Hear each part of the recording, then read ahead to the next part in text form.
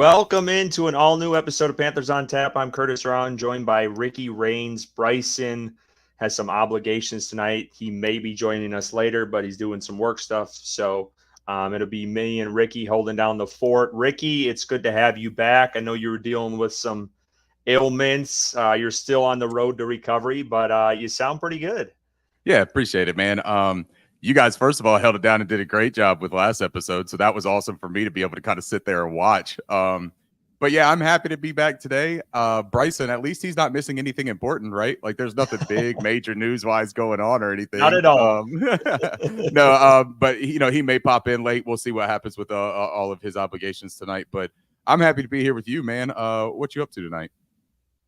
Yeah, I mean, I'm ready to talk. I mean, literally, I think we had a game plan going into this episode, and then the Panthers took it and turned it on its head, and we're ready to talk. Obviously, the big news today, Bryce Young named the starter, Andy Dalton hurt. We'll get into that tonight.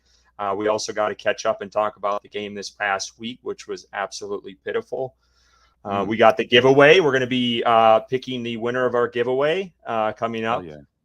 We'll talk trade deadline, which players we think might be, sent off to other teams. We'll obviously get into the stats of this game this weekend against Denver, and then we'll make our bets and predictions. So we got a pretty full show here tonight. Ricky, before we start, I got to ask you, one, awesome shirt.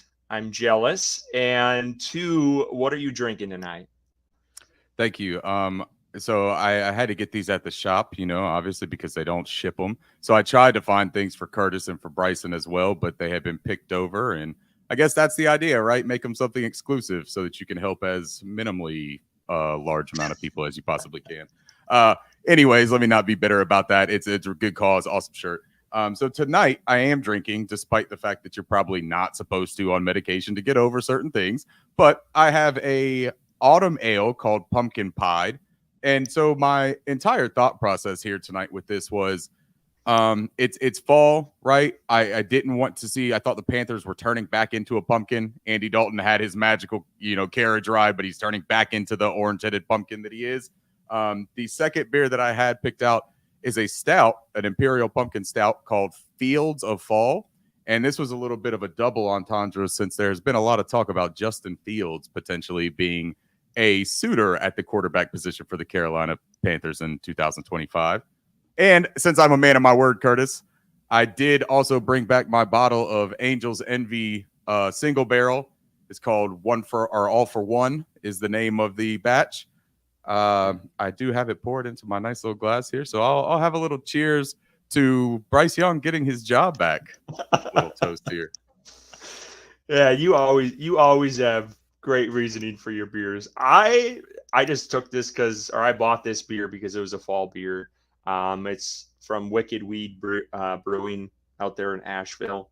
And this is Fest beer. Never had it before, but I had one about an hour ago and it was pretty good. So I'll be drinking that. And I also have, because Carolina sucks, I thought I'd make something a little bit stiffer tonight. I got Jack and Coke in here. So we'll be enjoying that. And yeah, let's get to it. I thought you were gonna say it might be like some blackberry wine with a little bit of like a martini splashed in. But I'm proud of you. Good job, man. So let's get into it. Let's talk. Yeah. Let's talk about the game this weekend. I'm not going to split it up. I just kind of want to get your thoughts on this game. There was not a whole lot to like in this one. So what did you see in this drubbing against the Commanders and embarrassment by this entire team, really? This was a complete failure on all three phases of the game. I thought that when Jaden Daniels sustained his injury, right, and he sustained that early on in the game, it was a 7-0 ball game, I believe, at that point. I thought that we had as good a chance as we were ever going to have to kind of rally a little bit around that opportunity, right? Like, I know that for the other team, you think about it, they got their backup coming in and they want to sit there and they want to play for their starter. But the other side of that is like the Carolina Panthers are sitting there desperate for a win, desperate for a break. All of the injuries that have decimated our team, and all of a sudden we're on the right end of one of those injury mishaps and they can't take advantage.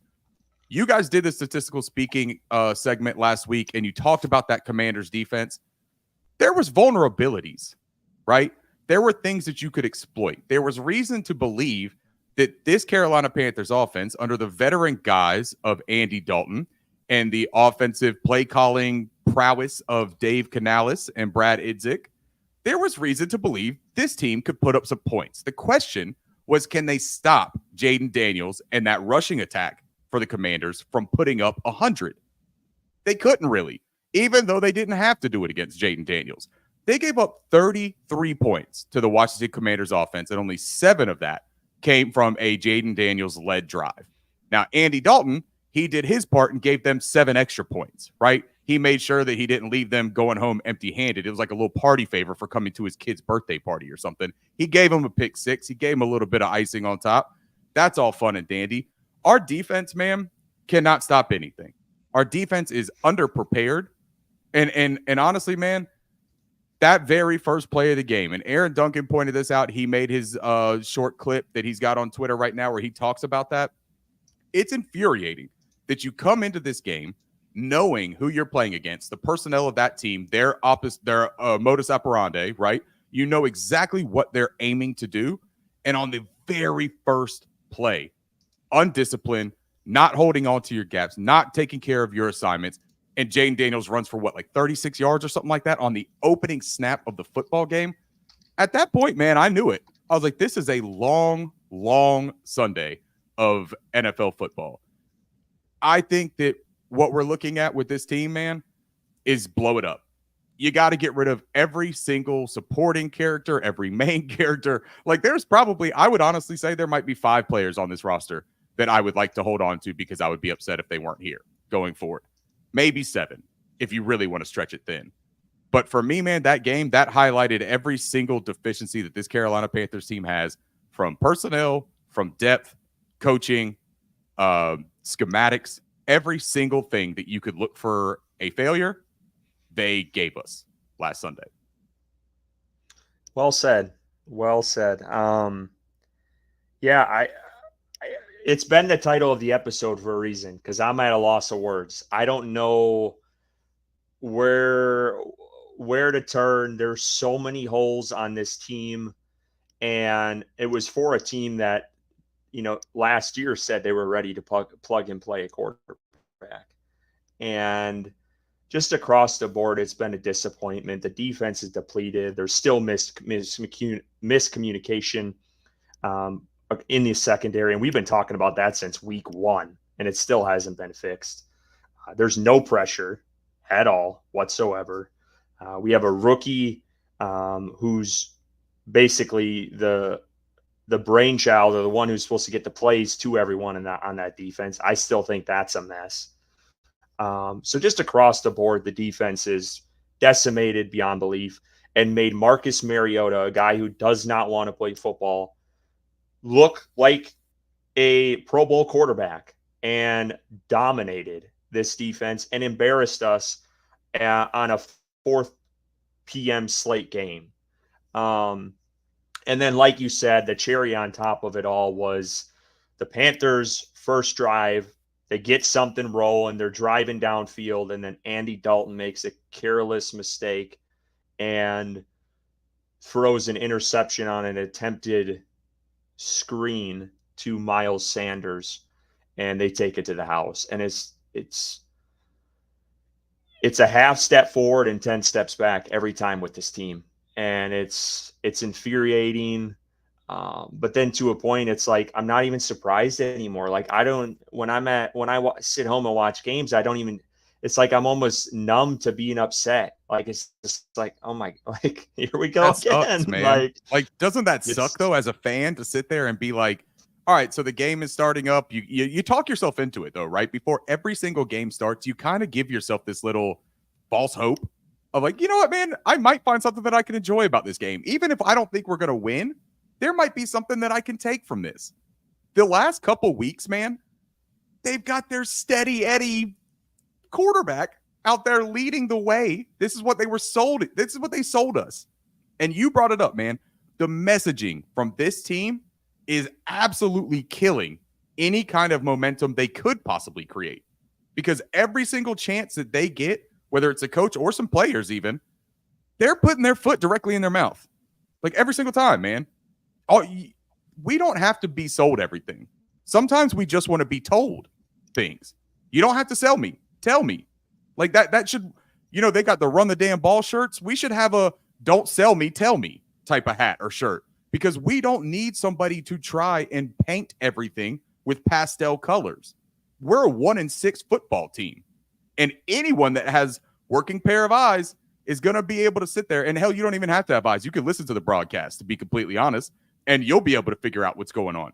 This is a bad football team. They're bad. They're poorly coached. They execute poorly. And Curtis, man, it makes me sad to hear you say the same thing that I feel about you start off watching a football game and you already have the bad news. It sucks. It really does. But that's what you get when you've had really 6-7 years of dumpster fire football since Cam Newton left. And that's the reality of the situation. And Carolina has been in this tumultuous journey to find a quarterback. And up to this point, it hasn't come to fruition. And it came at a pretty hefty cost last year.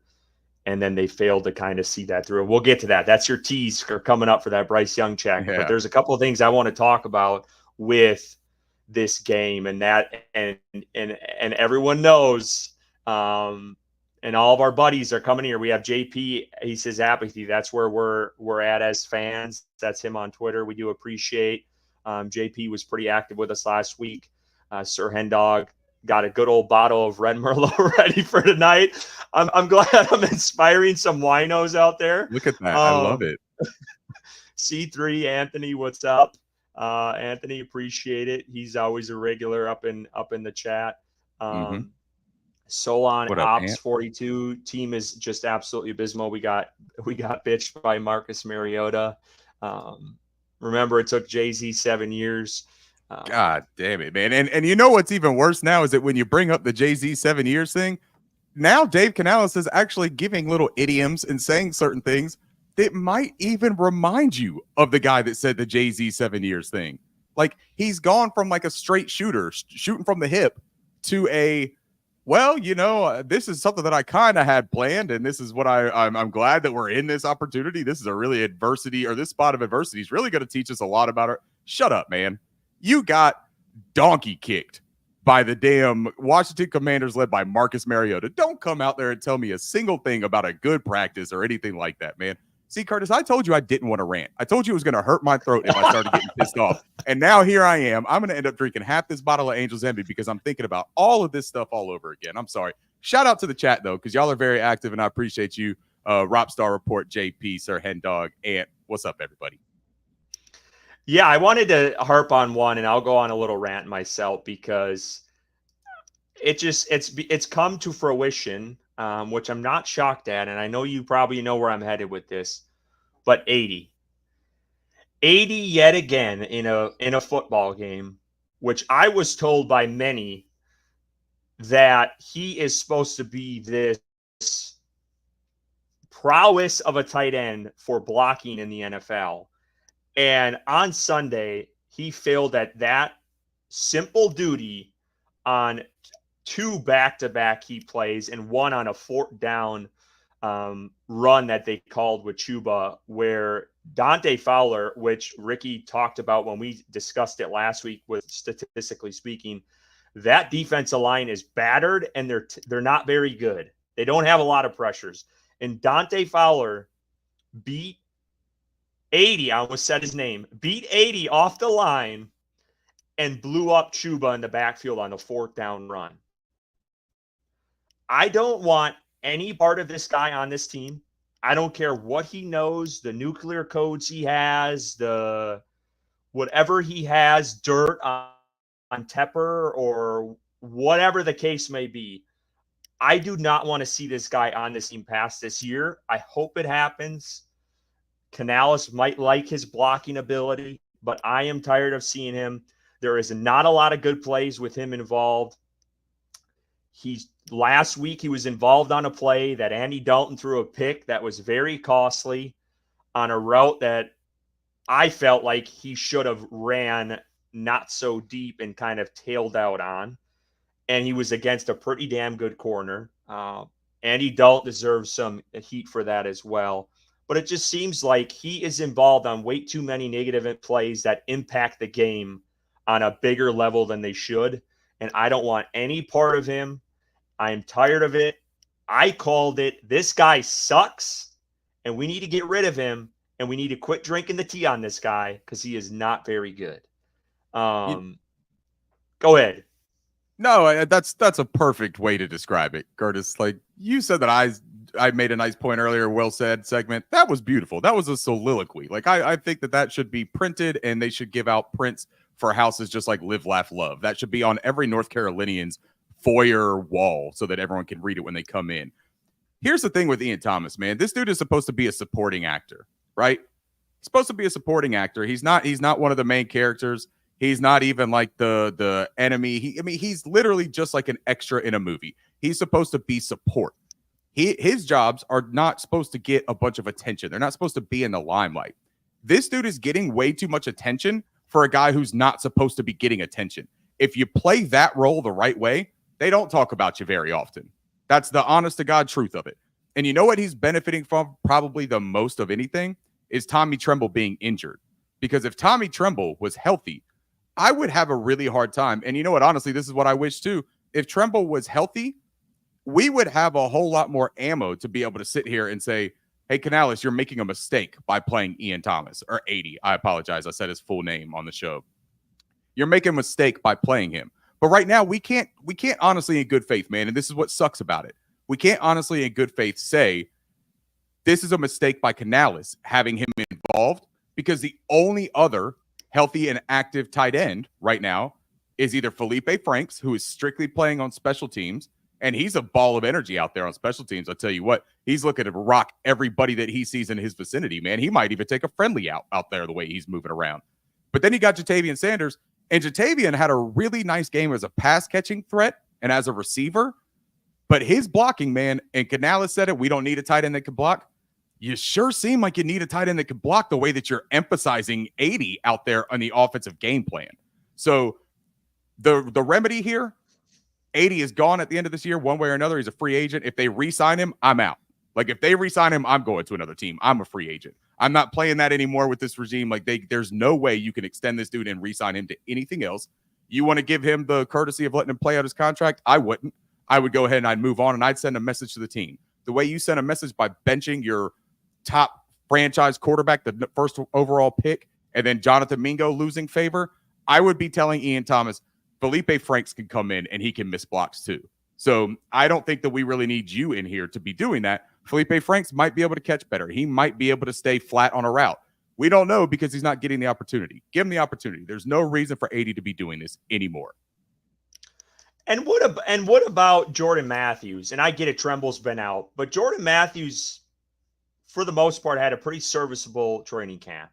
So I'm not understanding why that guy hasn't been called up. I will only say the bright spot of 80 being in the starting lineup. There's only one, and you said it.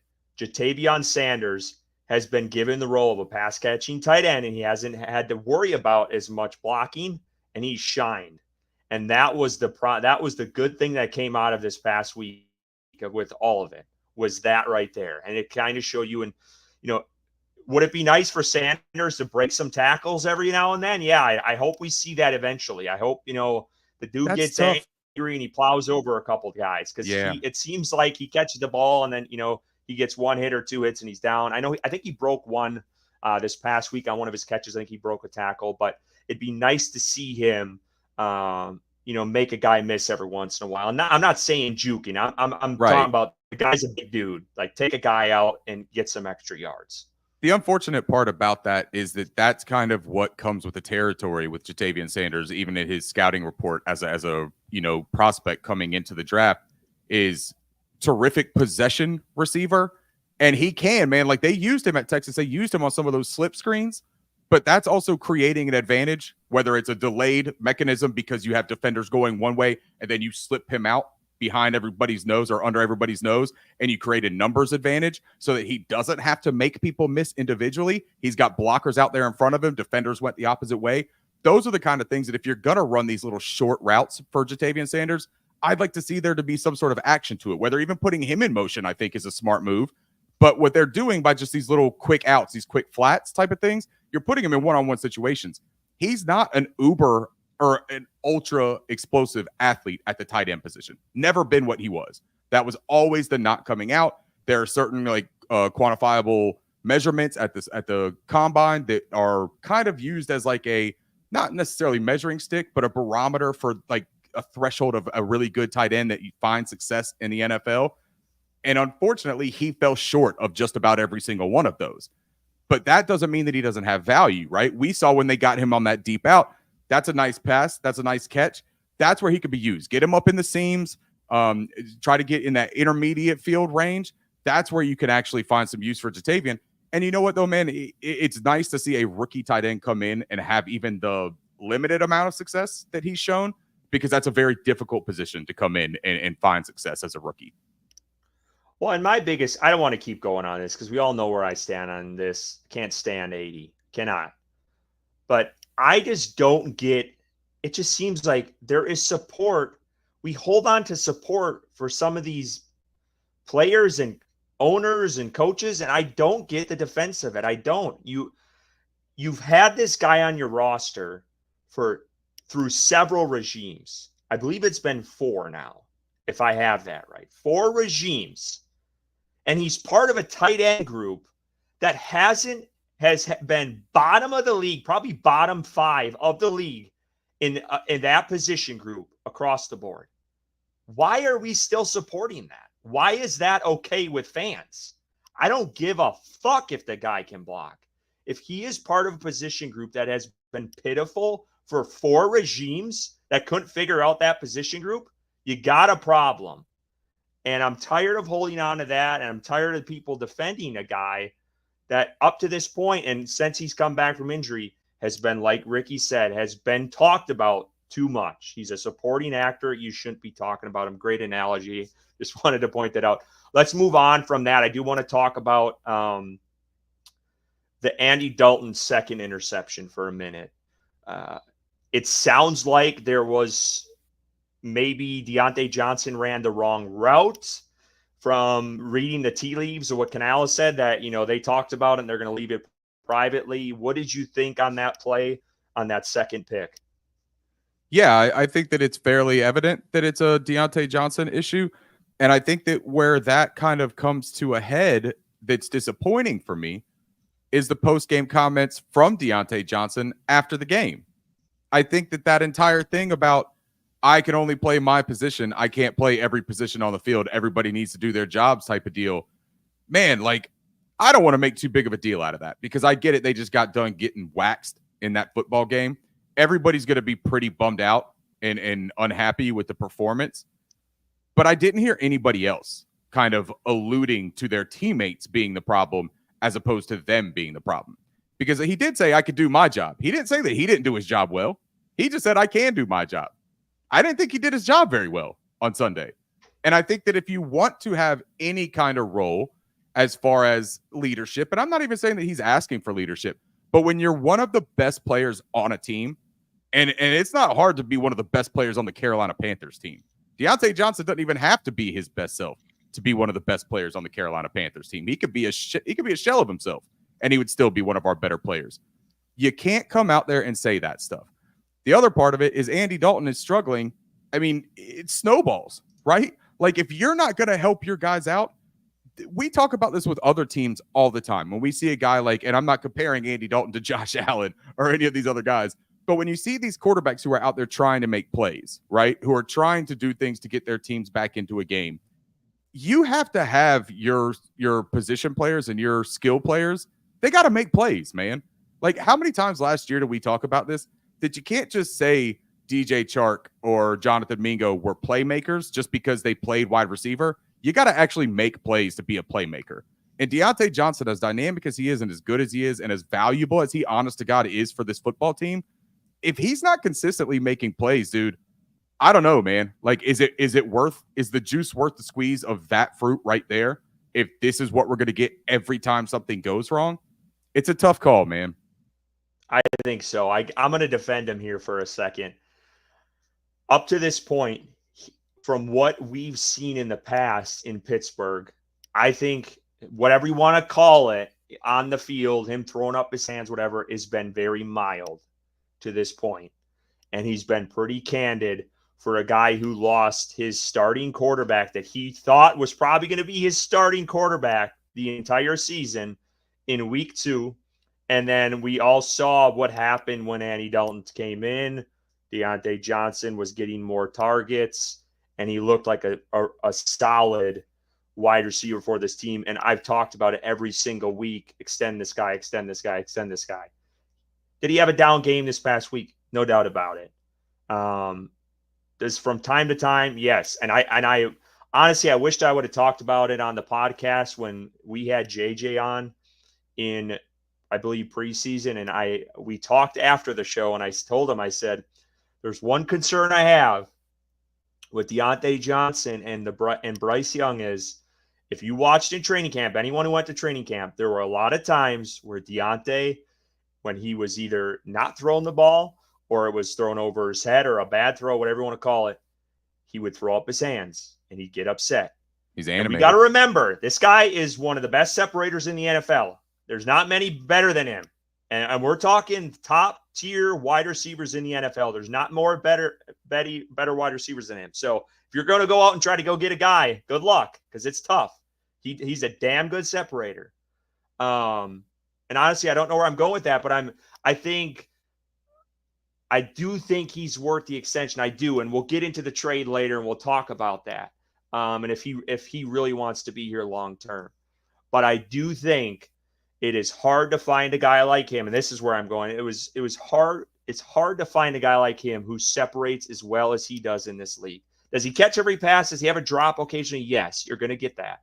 But I do think for a guy they brought in off of a trade, he has been valuable to this team, and I think if he was willing, they would be foolish not to extend him. And that's kind of. I don't have any pushback to that, to be honest, man. Like, I'm not saying that I want him off the team necessarily, but if what we're talking about is that things have to be going well for him to be satisfied and to be giving full effort, I don't know if we've all noticed this, but this is a Carolina Panthers show, right? Things don't often go well for the Carolina Panthers, especially in the offensive side of things as of late. But to be fair, Ricky, hold on. Let me ask you this. Wide receivers, are they not divas? Absolutely, man. And that's the thing. You almost have to be. You gotta be in that position, right? Yeah, I think man. DJ Moore, honestly, was probably one of the only ones who wasn't that way, and they got rid of him. But I think DJ Moore even had a little bit of that bravado. I do too. Though. I do too. You know, he was just a little bit more subtle about it. But DJ Moore got fed up with a bunch of shit here in Carolina too, man. Like, I don't have a problem with being fed up or being disappointed. I have a problem when it translates into production and play and it affects the rest of the entire offense. Because if Deontay Johnson, if he's what we run and execute our offense through, and he's playing at about 70% of effort because he's annoyed on that day or because something didn't go his way, that's not going to open up the offense, man. Like, you got to think about it. How much do we talk about the specifics and the details of a really well-functioning offense? Timing, full out, dedication to what you're doing, running the routes at the right depth. All of that kind of stuff requires laser focus.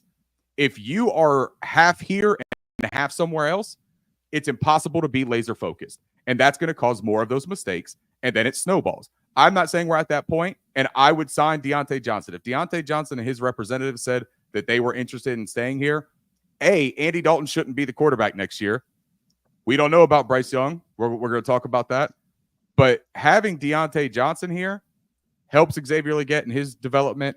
It helps whoever comes in to play quarterback for the Carolina Panthers next. It actually helps draw somebody to come in and play quarterback for the Carolina Panthers next. So removing him from the equation is a last-ditch effort, in my opinion. And you only do that if he starts giving you the heads up of, hey, this isn't going to work. But criticism, when he starts acting like that, I want everybody in this organization to be more critical of people, to be completely honest, man. Like Mike Tomlin, that's exactly what I want to see. The Dan Campbells, D'Amico Ryans, like Mike McDonald. I want to see that. Harbaugh's. I want them to come out there and say this wasn't good. Like, and I don't appreciate we can't have that kind of effort. We can't have that kind of talk from our team. This is a team effort. Everyone's got to get out there and do it. Not a hey, it's Tell the Truth Monday, man. So we'll grab a cinnamon bun and we'll watch the tape and then we'll tell each other our truths and we'll give each other affirmations in the film room. And then I'll come back here and I'll tell you how this is all about Andy Dalton until he gets an offender bender. Never mind. We'll get on that later. Sorry. Oh shit. Oh man. That's funny. See where this is going, Curtis? You see how this is going to unfold tonight, man? Oh man. I'm trying to get to some of the chat. The chat, you guys are working tonight. I appreciate it. I'm trying to get to all of you.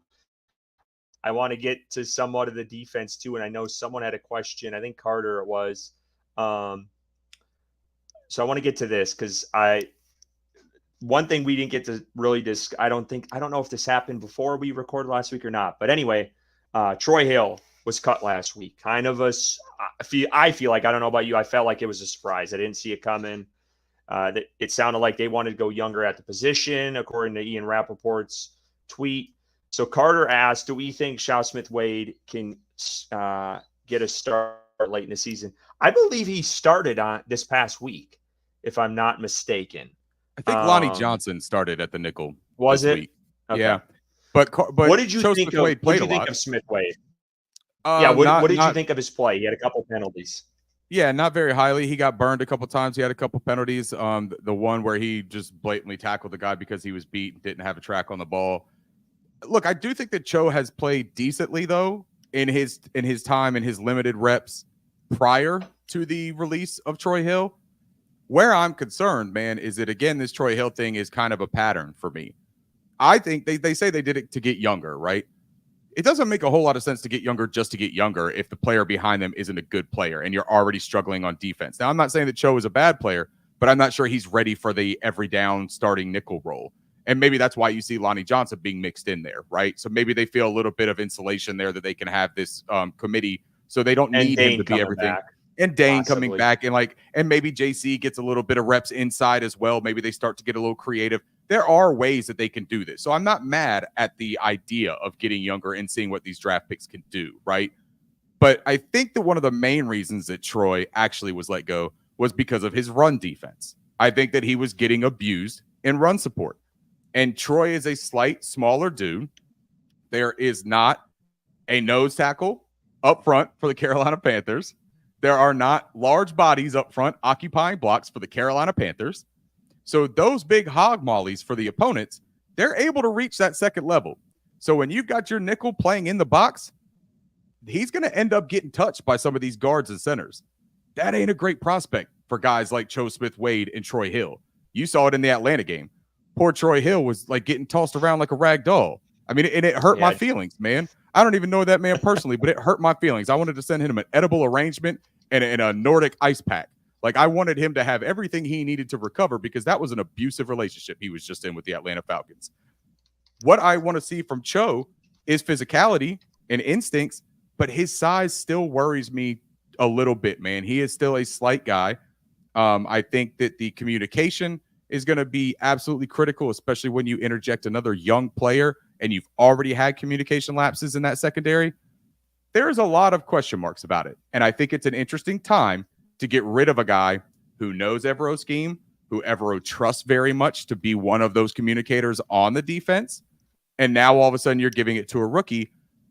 I don't know, man. Like it feels like there is a whole lot of, hey, Ev, we're going to keep on stripping this and it's on you.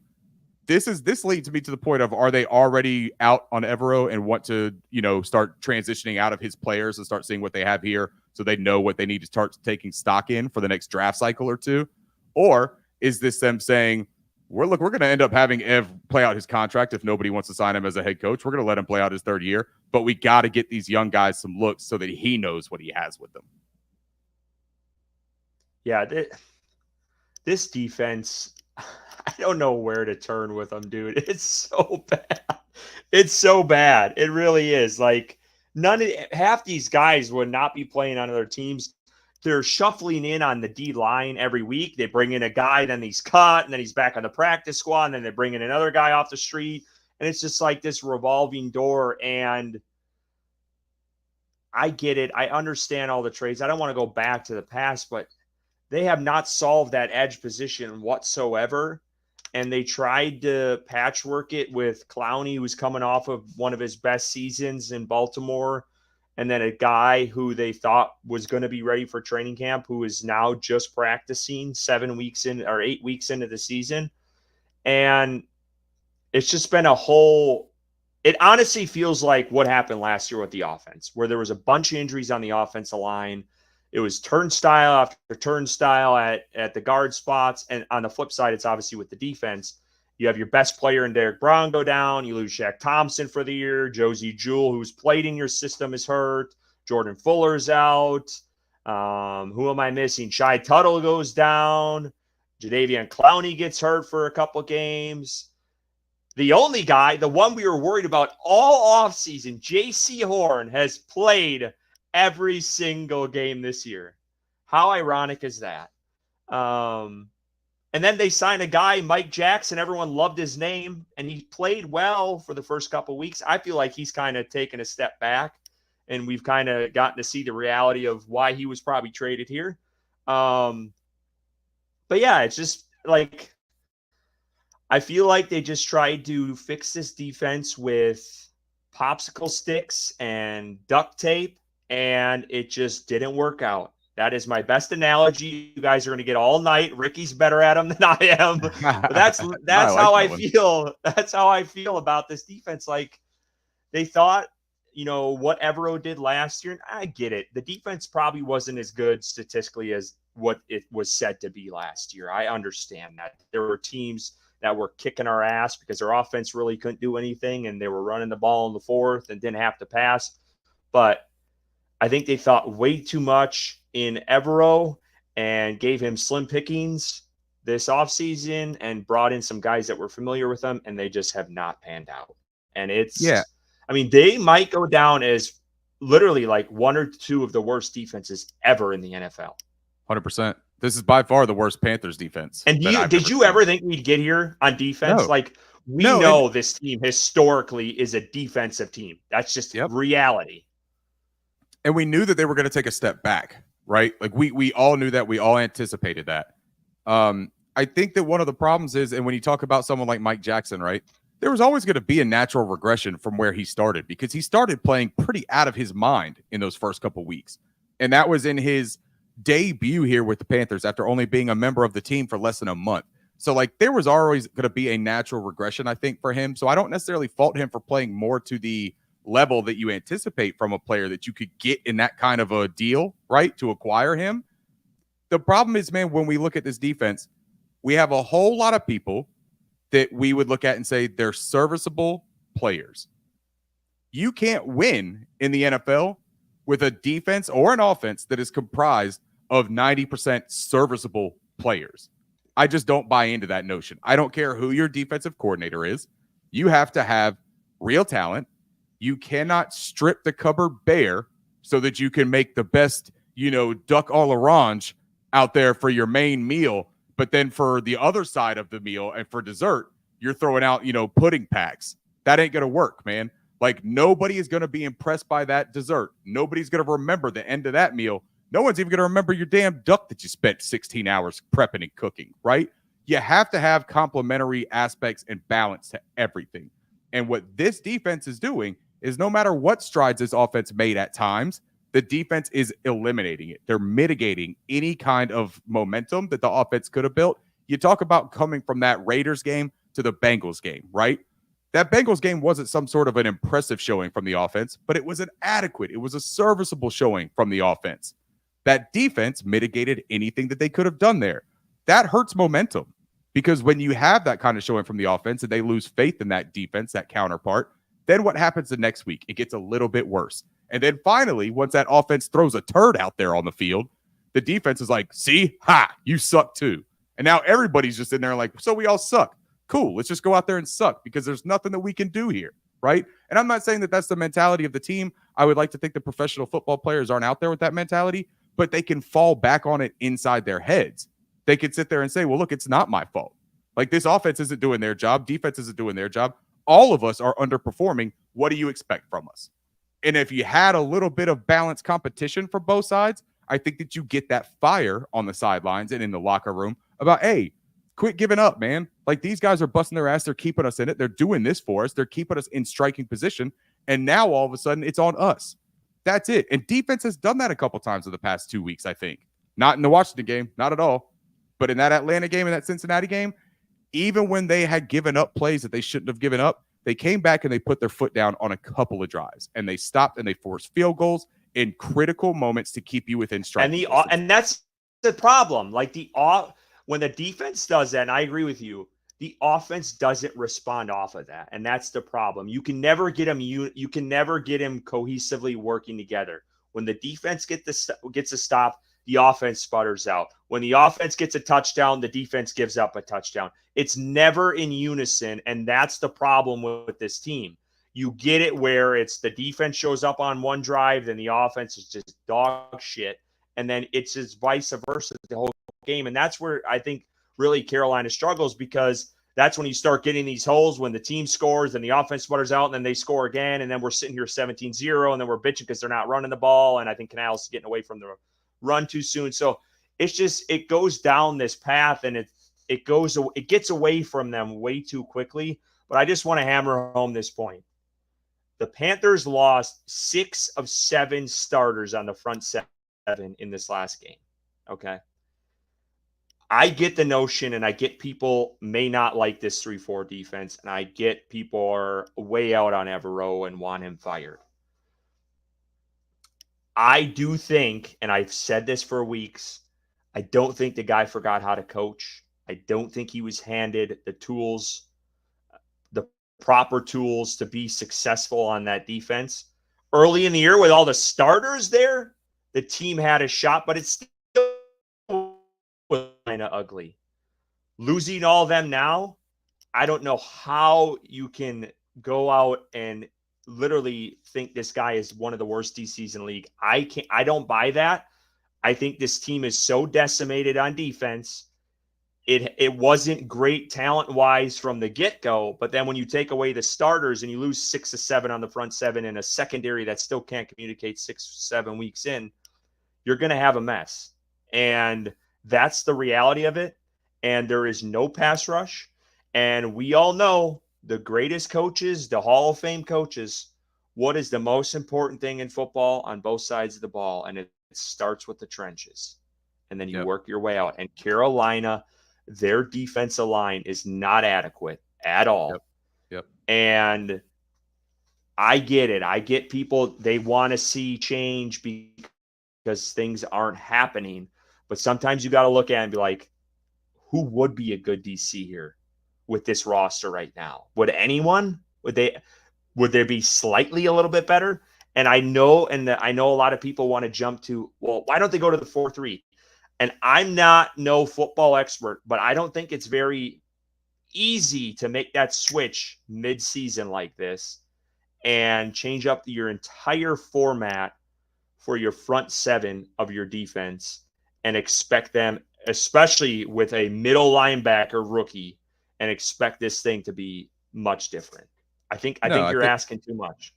I think you're right. And I agree with you on the Evero point that he didn't just become a bad coach. It's not that I think that he's a bad coach, but there's a disconnect, because some of those things that you're talking about there, that's preparation, right? That's the fundamentals. Canales always harps on the fundamentals. Now, I'm not saying that these guys should be taking the time to teach, hey, head up, look at your target. That's how you tackle, wrap up. But these are things that in practice, man, having people in the right places, having discipline with your assignments. You mentioned the secondary having communication issues 6-7 weeks in. That's coaching. Like that's stressing coaching points to translate onto the field. Absolutely, it is up to the players to put it in motion. 100%. Coaches cannot get out there and play the game for them. But what is the point of coaching? Coaching is hammering it away, instilling it, and players buying into it to a digestible format that could be translated to on-field play. Now, Here's Evero, where I I have an think. issue. Hold on. Here's where I have an issue with that. Okay. Because I heard the same thing with Joe Brady. And Bryson and I were defenders of Joe Brady when he was with this team. And I hate to go back that far. And then you see his success in Buffalo, and he's the talk of the town as the OC.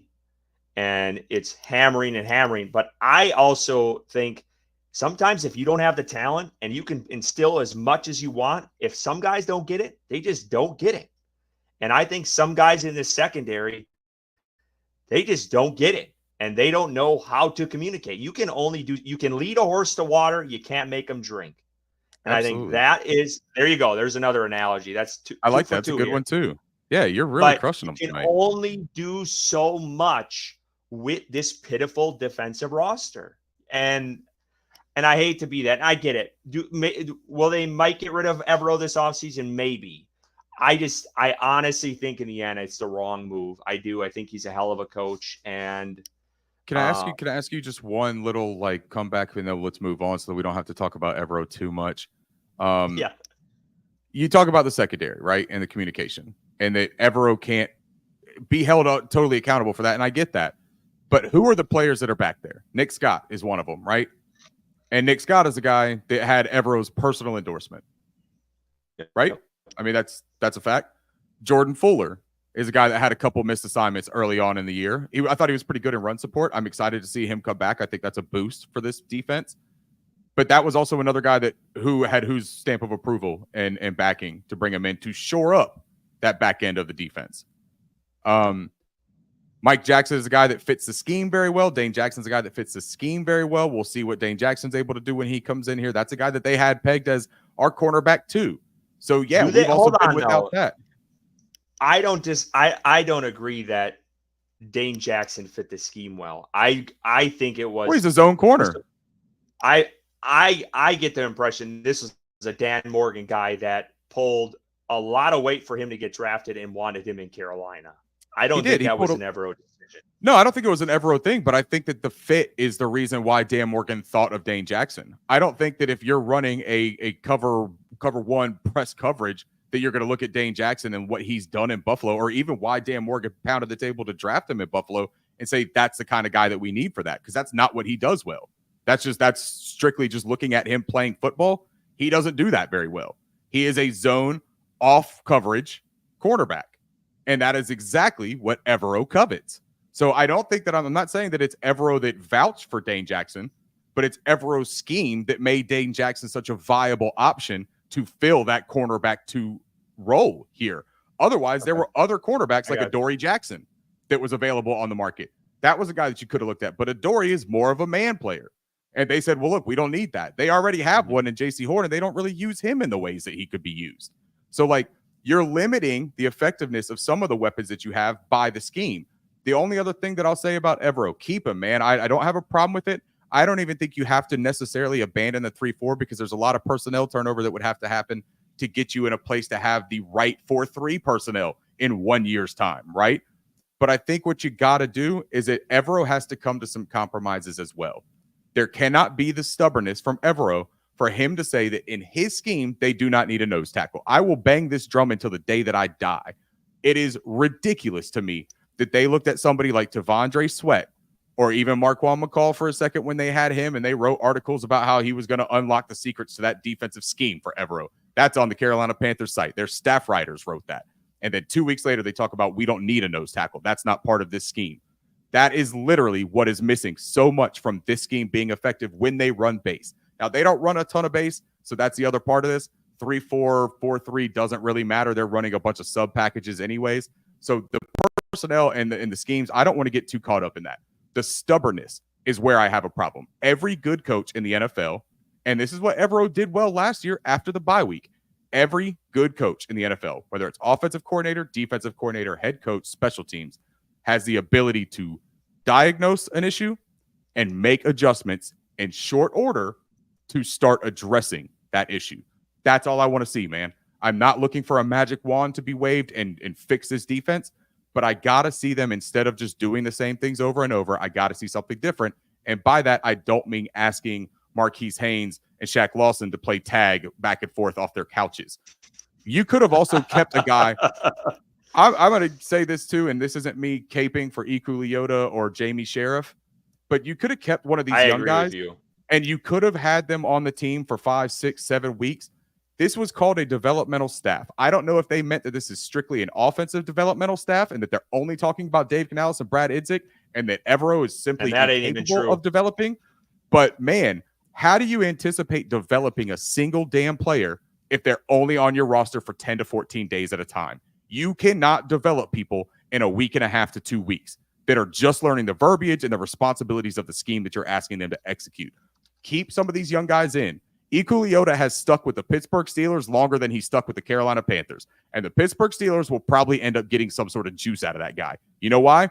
Because they're developing him. I will say one thing, and because I don't think Evero is you can't blame him. Or, I mean, what am I trying to say here? He does. There is blame for him as well. That probably didn't make any sense, but you get where I'm going here. Is the guys he brought in. Like, they brought in Evero guys, and up to this point, they were disappointment. That I personally feel is the biggest thing that I would knock him for. Is you brought in Fuller, you brought in Nick Scott when he played in LA, you brought in Josie Jewell, which I was not high on, and I will throw that down anyone's throat, including Bryson. I thought that was not going to be a great pick. A'Shawn Robinson was a one that I thought was going to shore up this run defense. I went back and listened to some of our past episodes. I thought A'Shawn Robinson was going to be the savior for this run defense. I really did, alongside Derek Brown. Obviously, Derek Brown is a key piece you lost. Yeah, but that's been a disappointment.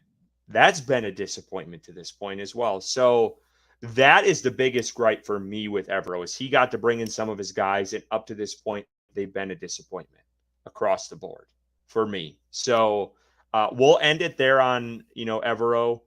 I think this is a pretty good spot to stop for a second and take a break. Yeah. Ricky, Are you good with that?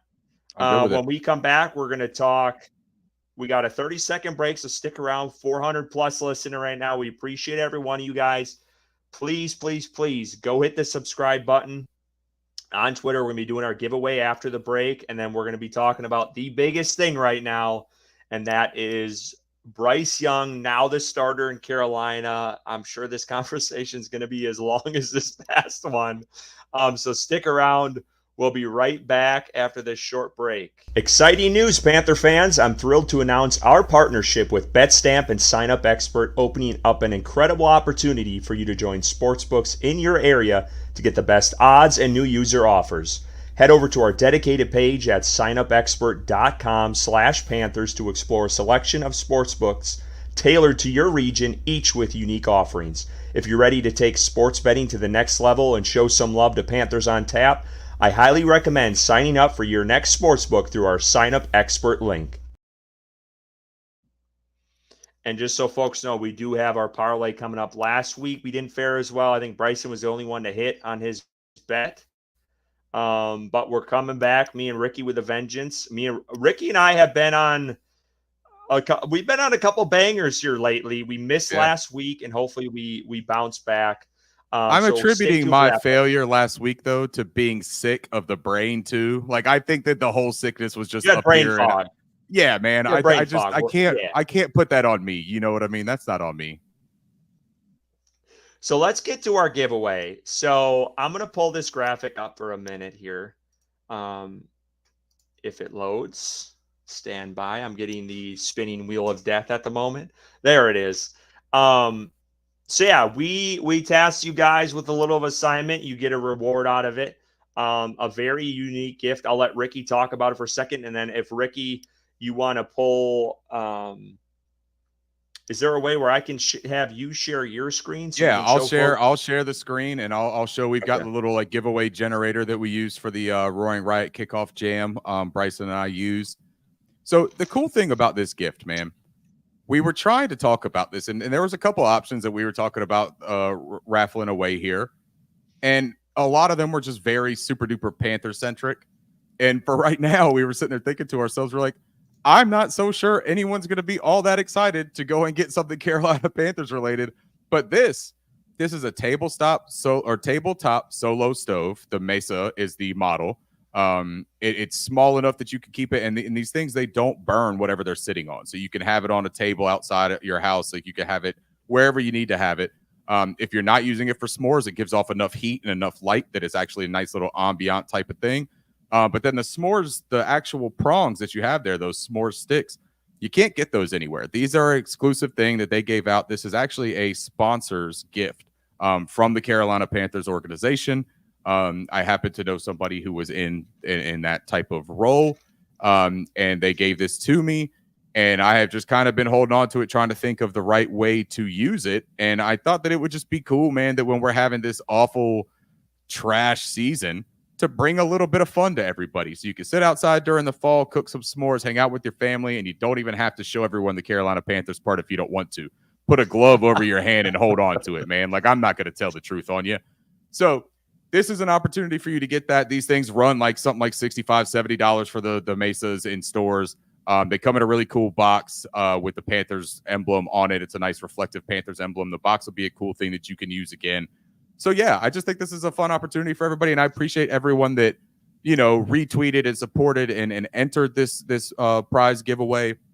I wish that we'd have had more involvement, but I do understand, too, that maybe not everybody wants free cool stuff. Maybe you like to pay for it, and that's up to you, too, man, old money bags over there. So you want to... Yeah, you want me to go ahead and do this thing? Yeah, do you want us... I will. Let me share my screen. Maybe? Let's see. Hold on. Share screen. Random name picker. Share. All right. So you guys can see my screen, correct? Chat, right. You got it going on. You guys can see this, right? Someone chime in. So I've got all the names up here of everyone that has entered this giveaway. Those are our names that have entered. And right here, I'm going to start this screen. So I will blow this up, and when I hit this start, it's going to start randomly spinning all of these names, and then it will eventually land on one, and you will be the winner of this giveaway. Let's do 3, 2, 1, go. Oh, man, the anxiety's killing me. Who's going to get it? Oh, drum roll. MTM Panthers. You've got it, man. And I believe that he's the one that on his entry had talked about how much he really wanted to win this thing because he wanted to be out there with his kids or something like that and enjoying it. I do remember so that is absolutely awesome, man. Congratulations for the win. Everybody that entered, really appreciate it. I know Jeremy is in here, the Fantasy Football Elite. Jeremy Riddle, thank you for entering late, man. Really just everyone that came in here, appreciate the support. I will shoot a DM over to the winner, get your information, and I will ship this prize out to you. And that cost will be on me as well. No cost to you. So congratulations, man, and enjoy it. Take a picture of it. Tag Panthers on Tap. And if you guys enjoy stuff like this, hey, get involved so that we can do more of it. The more that we get. And so to reiterate what Bryson and Curtis talked about with the support and why these giveaways do matter for us too, the more subscriptions that we have, the more reach that we have, the more ability we have to make cool things happen. And I'm not just talking about giveaways. I'm talking about availability to speak to certain people, the availability to do next level things. We want to do that, man. I really enjoy doing this with Curtis and Bryson. I've really enjoyed the fact that they asked me to be on this show. So I want to be able to do more cool stuff. I want to involve our viewers into all of these things. So let's keep it going. I have another thing that I already have in my back pocket that Curtis and Bryson know about that I wanted to do on this one, and they talked me out of it. Maybe if we can kind of get some sort of maybe if Bryce Young pulls out some sort of miraculous win on Sunday against the Denver Broncos, maybe we just go back to back like Meek Mill on this thing, Speaking of Bryce Young, let's get into it because I know a lot of people are tuning in to hear our take on that. So, man, I mean, what a curveball the last 48 hours have been in Carolina. It is the Hollywood scriptwriters could not make this shit up. You really could not. It has been a wild ride this entire season, and then it just got cranked up another notch with the development. So if folks don't know by now, Andy Dalton was involved in an accident in Charlotte on Tuesday with both his wife, kids, and dog in the vehicle. Thank goodness everyone is all right. It could have been a lot worse from the sounds of it. And it only came away with Andy Dalton spraining his thumb. And, hope for a speedy recovery for him. But that has changed things in Carolina. And everyone knows at this point, Bryce Young was named the starter this week for this weekend's game against the Denver Broncos. So, Ricky, I'll start with you. You can take this wherever you want. I know I'm ready to roll here, but what are your thoughts on the decision? Really, all the events that have transpired really since Sunday, and where Andy Dalton has struggled, and what Dave Canales has done up to this point at that position, and then obviously where are you at with Bryce Young returning under center? To call this a loaded situation would be really underselling it, right? I want to start off by saying that I have always been a pretty big advocate for Bryce Young and his abilities and his possibilities as an NFL quarterback. I don't think that this was some shrimp of a player that did not have the goods to get it done in the NFL. I just don't buy that. I evaluated Bryce Young as a college prospect. Did he have all of the wow FU tools that a lot of quarterbacks come into the league with? No, he did not. Did he have an innate ability to find success in unsuccessful looking situations? Yeah, he did. Did he play with a great supporting cast? Absolutely. That is just part of his equation. It's part of the story. It's not an excuse. It's not a detriment. It's not something that you should hold against Bryce Young for the fact that he played with good players. He still had to execute his responsibilities, and he did that, and he did it at a high level. When he came into the NFL in 2023, I did not see this scared, timid, worried, nervous player. I didn't see it. Even in the game against the Atlanta Falcons, the season opener, 2 interceptions to Jesse Bates, right? He kept throwing the ball, and he didn't look like he had dancing feet because he felt the weight of the pressure on his shoulders. I didn't see that. I didn't see it through the first 7 weeks of 2023. I saw a rookie quarterback that was learning the game, and he was also learning the game in one of the most tumultuous situations and environments you could imagine for a rookie quarterback. There wasn't a tiny bit of big-time support on that roster for Bryce Young. There just wasn't.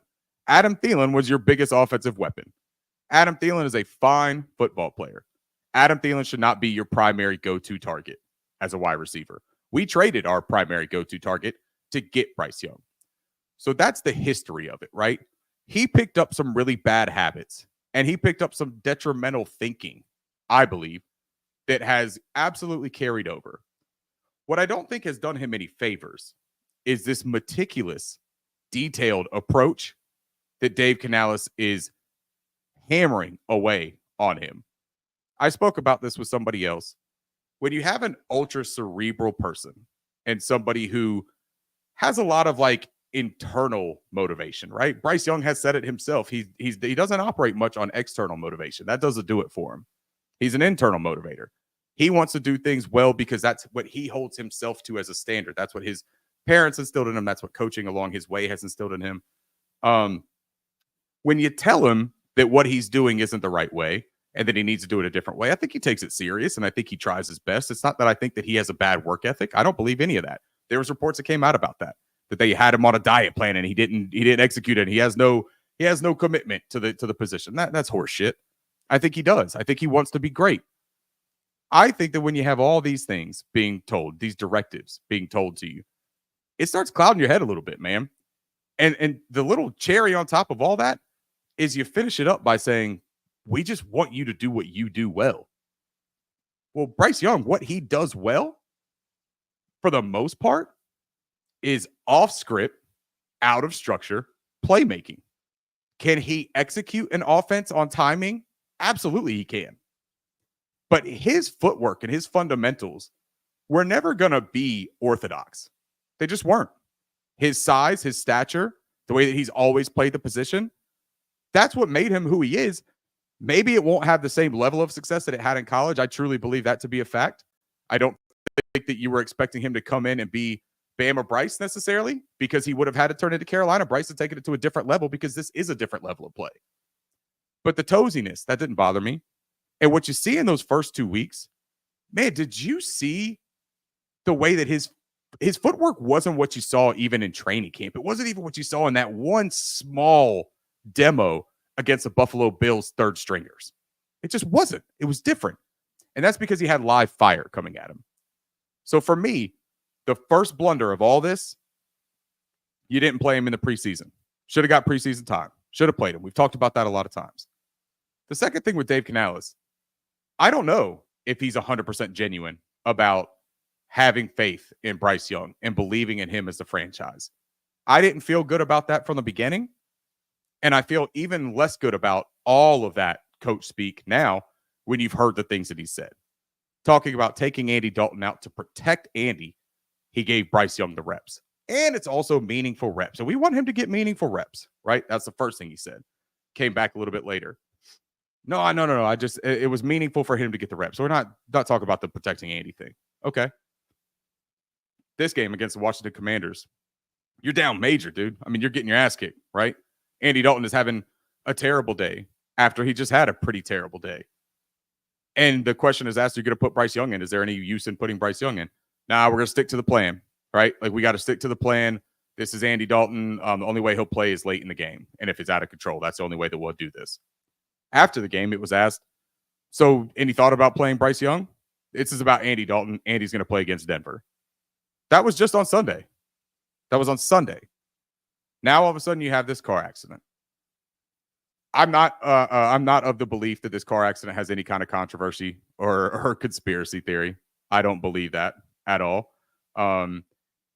Is it weird that he's only hurt his thumb? I don't think so. I think that's, you can look up a quick Google search about thumb injuries and car accidents. It's a fairly common thing, man. You got your hand on the wheel if you're trying to brace anything like that. Fairly common thing, man. We should all just be very thankful that no one else was injured more than that.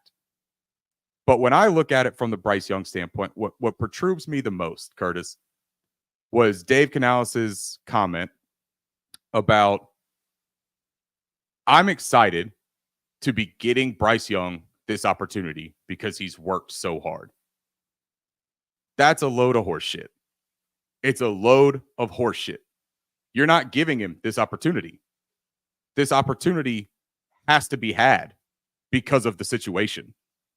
And I think that what it does is it sets up this very disingenuous start for Bryce Young against a really, really good defense in the Denver Broncos in Denver. Mile High is difficult enough as it is. And now you're going to play one of the better defenses in the NFL. How do you anticipate a guy who the conversation has been about his confidence issues and his mental obstacles?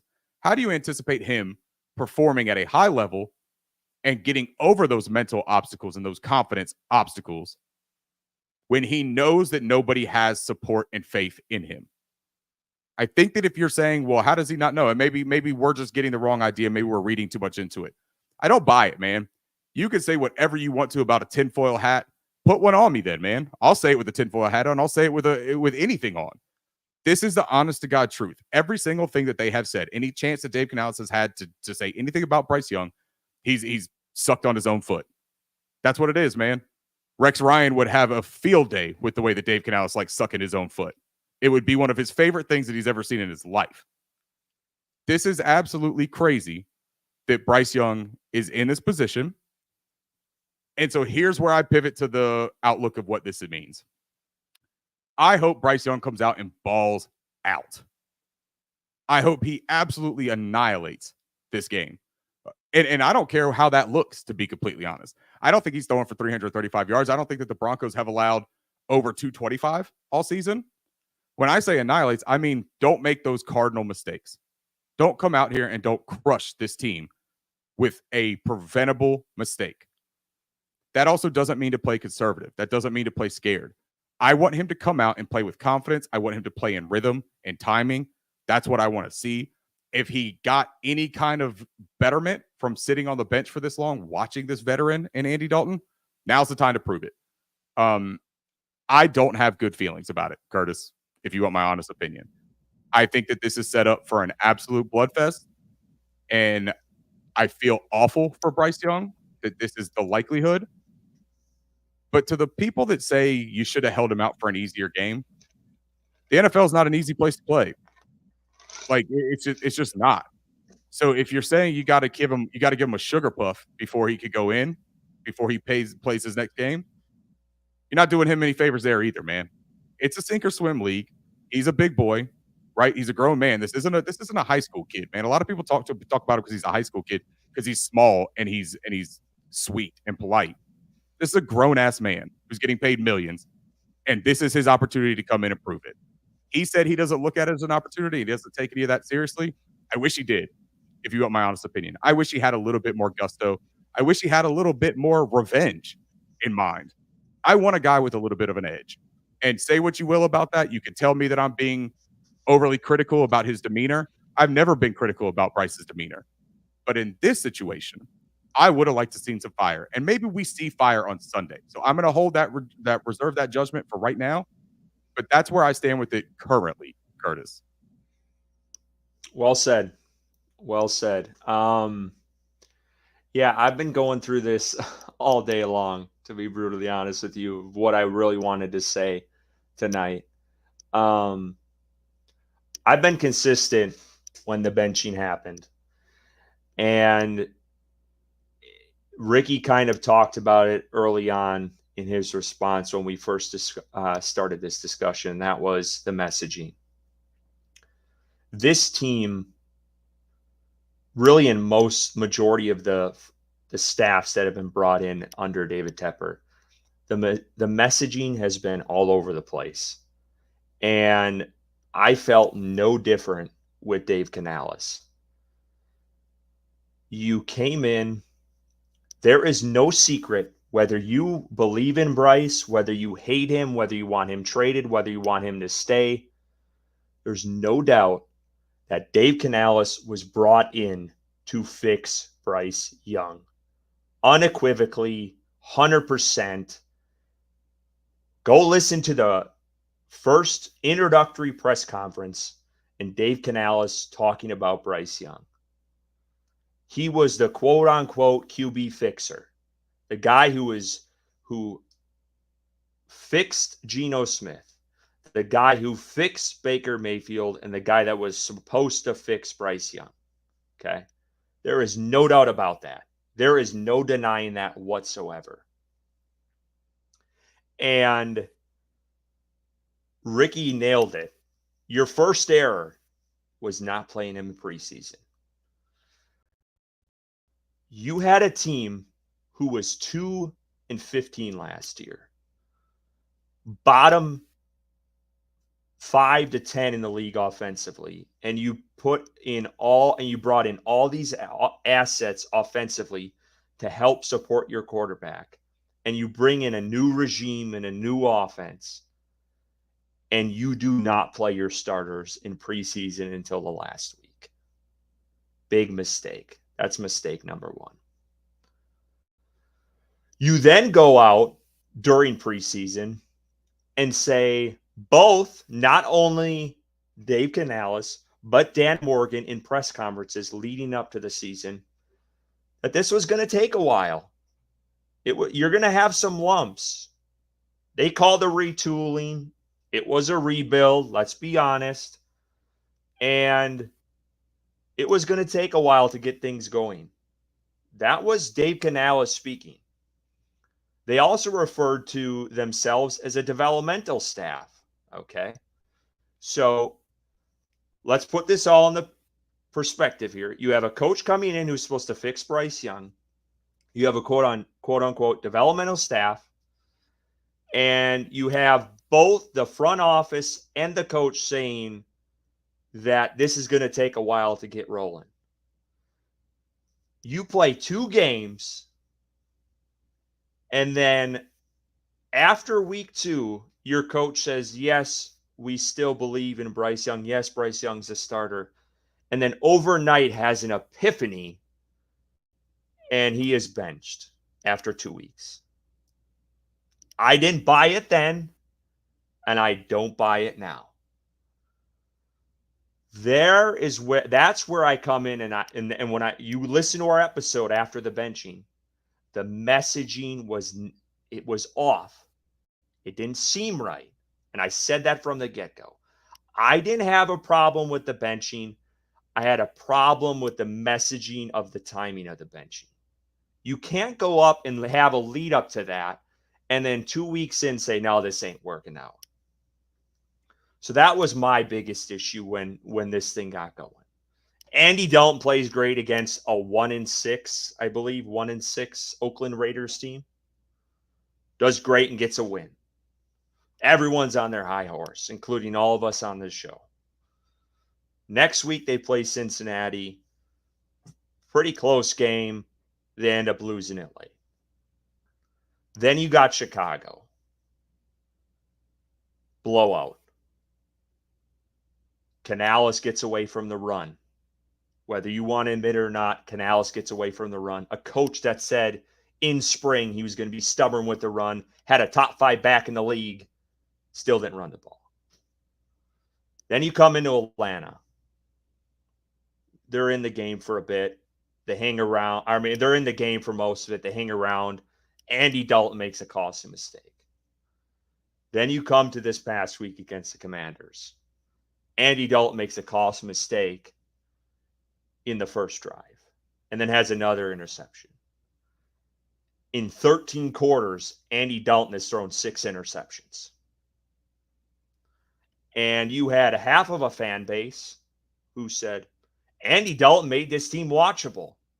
Andy Dalton let you evaluate Deontay Johnson. Andy Dalton let you evaluate your first-round pick in Xavier Legette. Andy Dalton made this offense competent. Andy Dalton made Dave Canales look good. That wasn't happening anymore. He had 2 good games, I would say, 2 decent games. The Raiders game, which was against a 1-6 team, he played all right against the Cincinnati Bengals team that hadn't had a win up to that point. And he played an Atlanta Falcons team well late into the fourth quarter. Okay. Where would we be at if Bryce Young played in that Raiders game? I don't know. I don't know if I can answer that, but I do think he probably would have played pretty well in that game against a piss-poor Raiders team. So all that to say, and this is kind of where I'm trying to bring this all back. You gave up 2 first-round picks for Bryce Young. You gave up 2 second-round picks. And that second-round pick this next upcoming offseason might be the first pick in the second round. And your first pick that you gave up for last year or this year in 2024, that was the first pick of the draft. And you give up Bryce Young's best weapon in the offseason to only play him 18 games. I think it's a disservice to not only the fans, but to the front office to not let Bryce Young play out the rest of the season and see what you have. An educated and a knowledgeable person would want to see wholeheartedly if Bryce Young can be a franchise quarterback, and then you get rid of your asset at the end of the year if you don't think he is capable of doing that job. And I believe it's a disservice the way Canales has approached this entire situation. No preseason. You say Bryce Young's a starter, the next day you bench him. Ricky said it. You go in and you last week, or on Sunday after the game, you go in and say, no, quite. You're basically pulling the Bill Belichick. Andy Dalton's a starter. We're moving on to Denver. This is our focus. He could have addressed that so many different ways and could have blown that off and said, you know what, we still believe in Bryce. You know, and he decided not to take their own. I think that was a mistake on Dave Canales' part because this is the situation. Andy Dalton gets into an accident. You say, Andy Dalton's our guy. He gives us the best chance to win. I don't want to tell you why he gives you the best chance to win. He said that. I don't want to tell you why he gives us the best chance to win, but he's the best. He gives us the best chance at quarterback. And then you have an accident, you know, and what do you want to call it? An act of God where Andy Dalton has an accident. And now what do? Now you got to go up there and say Bryce Young was a stud on the scout team. Bryce Young handled this very well. And we believe in Bryce. You know how foolish you look? You look foolish. It's backtracking. And that's happened a couple times now. So it goes back to my initial point. The messaging, and I get it, he's a rookie coach. The messaging has been piss poor from my perspective. And I think you are foolish not wanting to see 28 games of Bryce Young versus 18. Let's see what Bryce Young has at 28 games. So then you can go into the offseason and say, we either have a franchise quarterback or we don't. Okay. Your trade value right now isn't very great. Guy didn't play great the first 2 weeks. So I don't think you're really losing much waiting until the offseason to trade him. Let's see wholeheartedly if this guy can be a franchise quarterback so you stop making the same mistakes that got you here. You got rid of Christian McCaffrey. He became the offensive player of the year, was in the contention for MVP. You got rid of DJ Moore. He went off in Chicago. You got rid of Brian Burns. You continually get rid of star players and you become the laughingstock of the NFL. And if you go and get rid of Bryce Young before the trade deadline and he goes off on another team, you will even more be the laughingstock of the NFL. And what ironic about the entire thing, and I know I'm ranting here, look at the quarterbacks that were in Carolina in Sam Darnold and Baker Mayfield. How are they doing right now? Sam Darnold has one loss and is flying high in Minnesota, and Baker Mayfield looks like a pretty damn quarterback in Tampa Bay. What does that say about the Carolina Panthers? That's an indictment about how shitty this organization is. Okay. So don't laugh when someone says, you know, Bryce Young, we can see it now. He'll go off to another team and show out, because that's probably what's going to happen. So I'm under the impression and of the standpoint, let's put him out there for the rest of the season. Andy Dalton's 36 years old. We don't need to see Andy Dalton. We don't need to see what he can do with Deontay Johnson. We don't need what he can do with Xavier Leggett. Put Bryce Young out there, the most coveted position in the NFL. See what that guy can do, and then you can make an educated decision, because there hasn't been many in this organization, about if you have a franchise quarterback or not at the end of the season. Why are we rushing it and giving this guy 2 games with your new regime? Makes no sense whatsoever. Man, bravo. I wish that we had a cheer track on here so that I could play it like 8 times in a row, because Curtis, that was beautiful. Can I touch on a couple of things that you said? Because it reminded me of things that I wanted to talk about.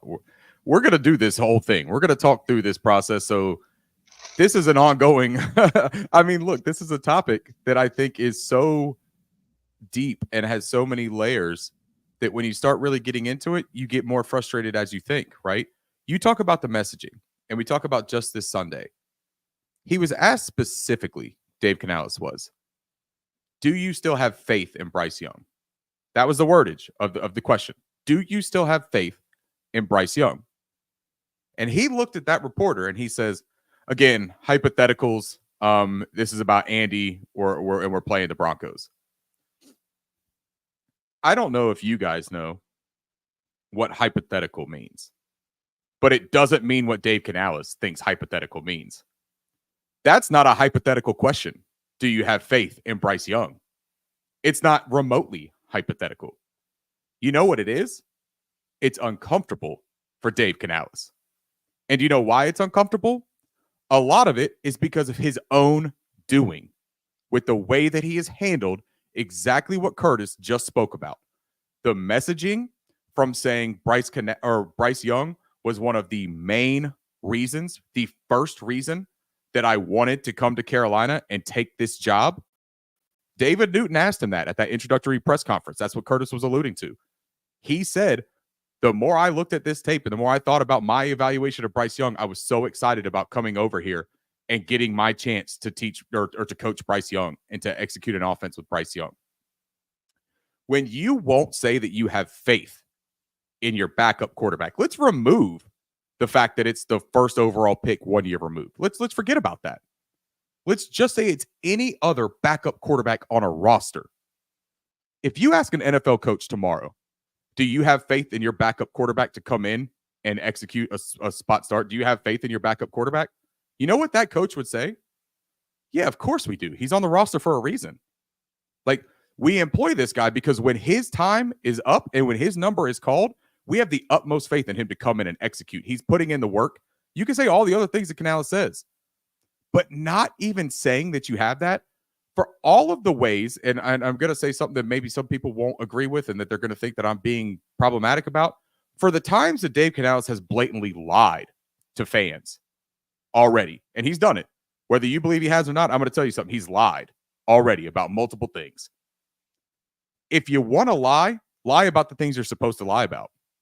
And that's one of those opportunities where you're supposed to lie. Even if you don't have faith in Bryce Young, you say you do. And the exact reason for that lie is because of the situation that just fell into your lap right now. Injuries are always a possibility. Hell, they're a probability in the NFL. To sit there and alienate the guy who you say you took the job for, who is the backup quarterback for your football team, to make this huge schism before he's even going to be able to step foot on the field again, you're setting him up for failure from the rip. And any coach that is putting their players in a position for failure is failing themselves at being a coach. What did Dave Canales say was his biggest regret after the first 2 weeks with Bryce Young as a starter? That he didn't have answers for him and that he didn't make things easy for him. Do you think that Dave Canales just made anything easy for Bryce Young with the way that he's handled these questions the past 3 weeks? And the only reason he's been asked these questions is because that quarterback that he had so much faith in, the veteran quarterback that was going to right the ship and allowed to evaluate the entire roster, was playing like a rookie or a second-year quarterback. He was making mistakes. He was doing things that Bryce Young did. That interception on the screen pass to Miles Sanders looked eerily similar to the interception in the Indianapolis Colts game that Bryce Young threw. You threw it when your receiver wasn't ready, you panicked, and you didn't look at the situation around your player. You could have dirted it. You had other things. You've played football for 48 years. You know what your outlets are. You know what you can do. I don't have a lot of patience, personally, for the people that want to put all of the blame on Bryce Young. I think it's important to note that he 100% regressed from a physical standpoint this year in those two games. So as Curtis points out, the benching warranted, not the problem. But somebody commented on here, what's the general plan? What were they thinking was going to happen? I think that they didn't have a plan. I think they had a hope. I think they hoped they would never have to put Bryce Young back out on the field. I don't think they wanted Bryce Young to play football again for the Carolina Panthers. And that's because I don't think that they believe in him. And now here we are. He's going out there against one of the best defenses. And they're trying to play damage control at a rapid pace. And they're talking about how they believe in him. They talk about how he's earned this opportunity. But he couldn't even earn starting the second half against the Washington Commanders when the game was already out of reach. If you couldn't earn that responsibility with your hard work and in that situation, how can you try to sell this as he earned this opportunity?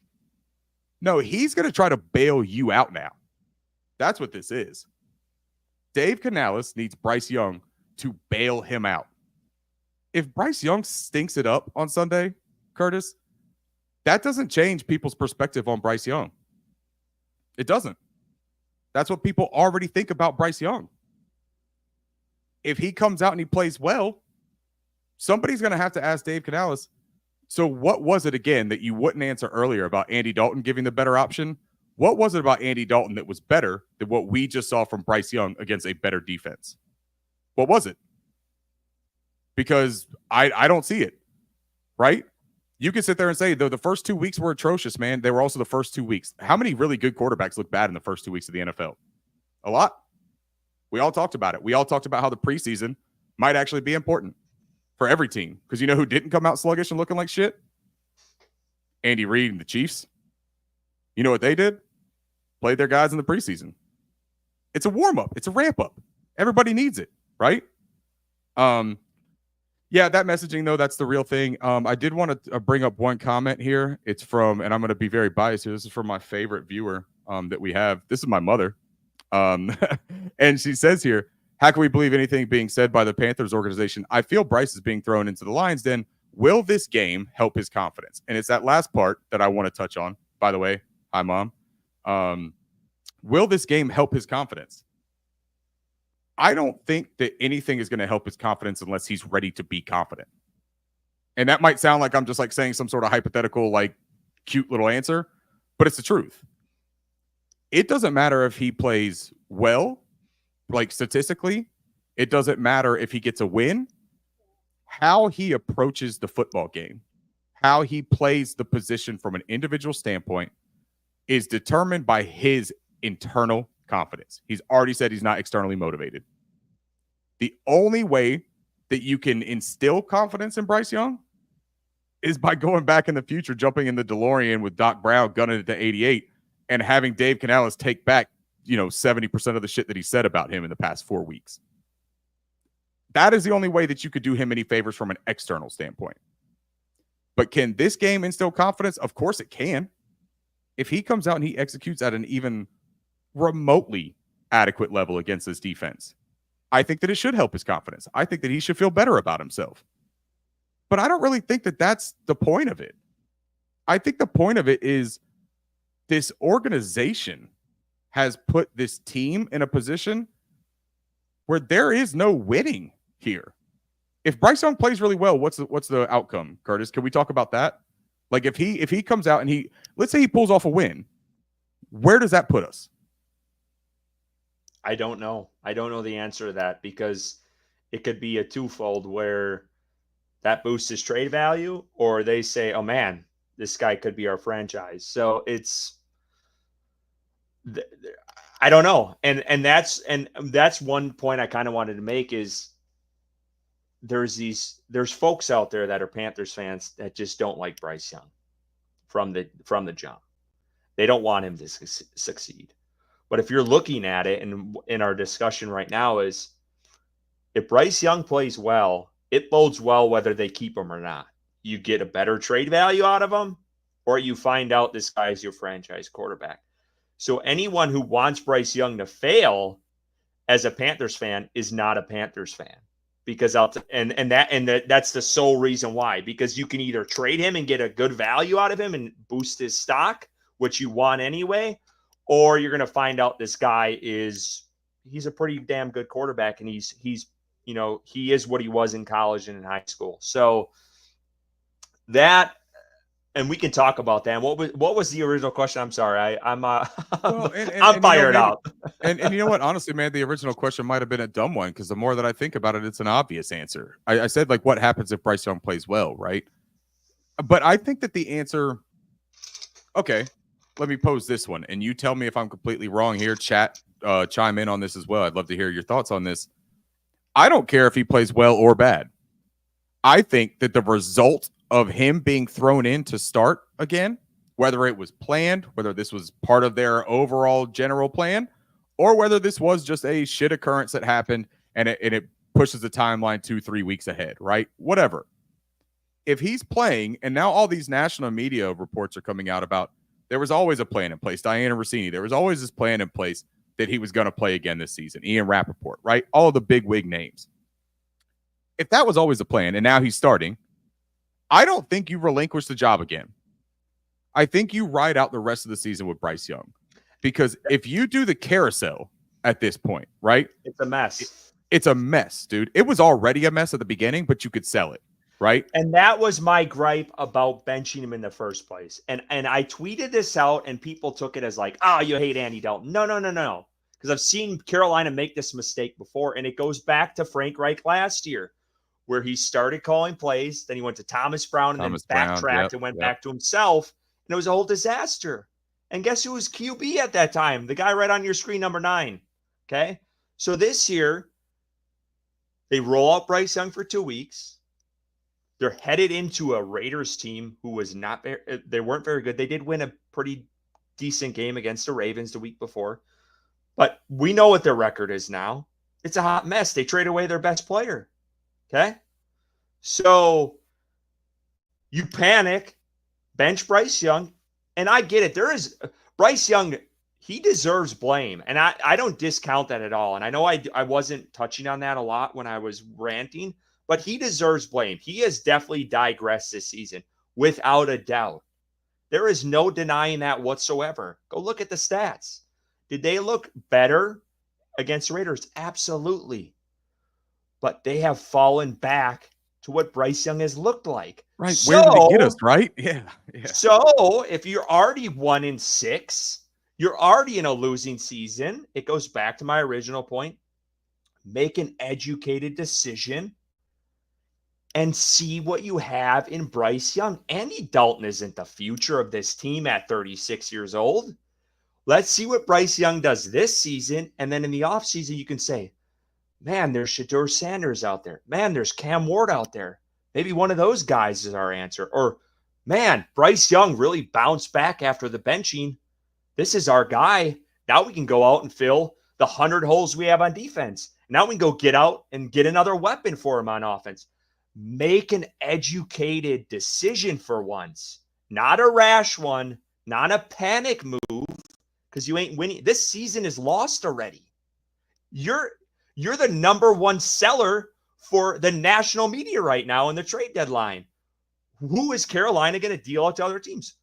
We don't need to see what Andy Dalton does. We've seen 10 plus years of Andy Dalton. Let's see what Bryce Young can do with this team.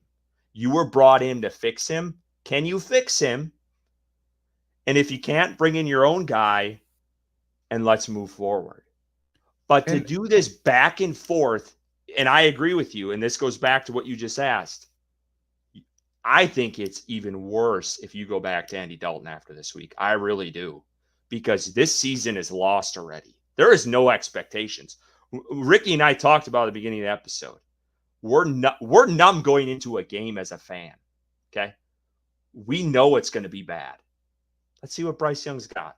Put him out there. Andy Dalton isn't much better. He's proven that. 6 interceptions in 13 quarters, folks. That stat ain't going away. It's not disappearing. Let's see what Bryce Young has. The argument about playing Andy Dalton to evaluate the rest of the offensive roster, right? Let's touch on that for a second. Deontay Johnson is exactly who we knew Deontay Johnson was.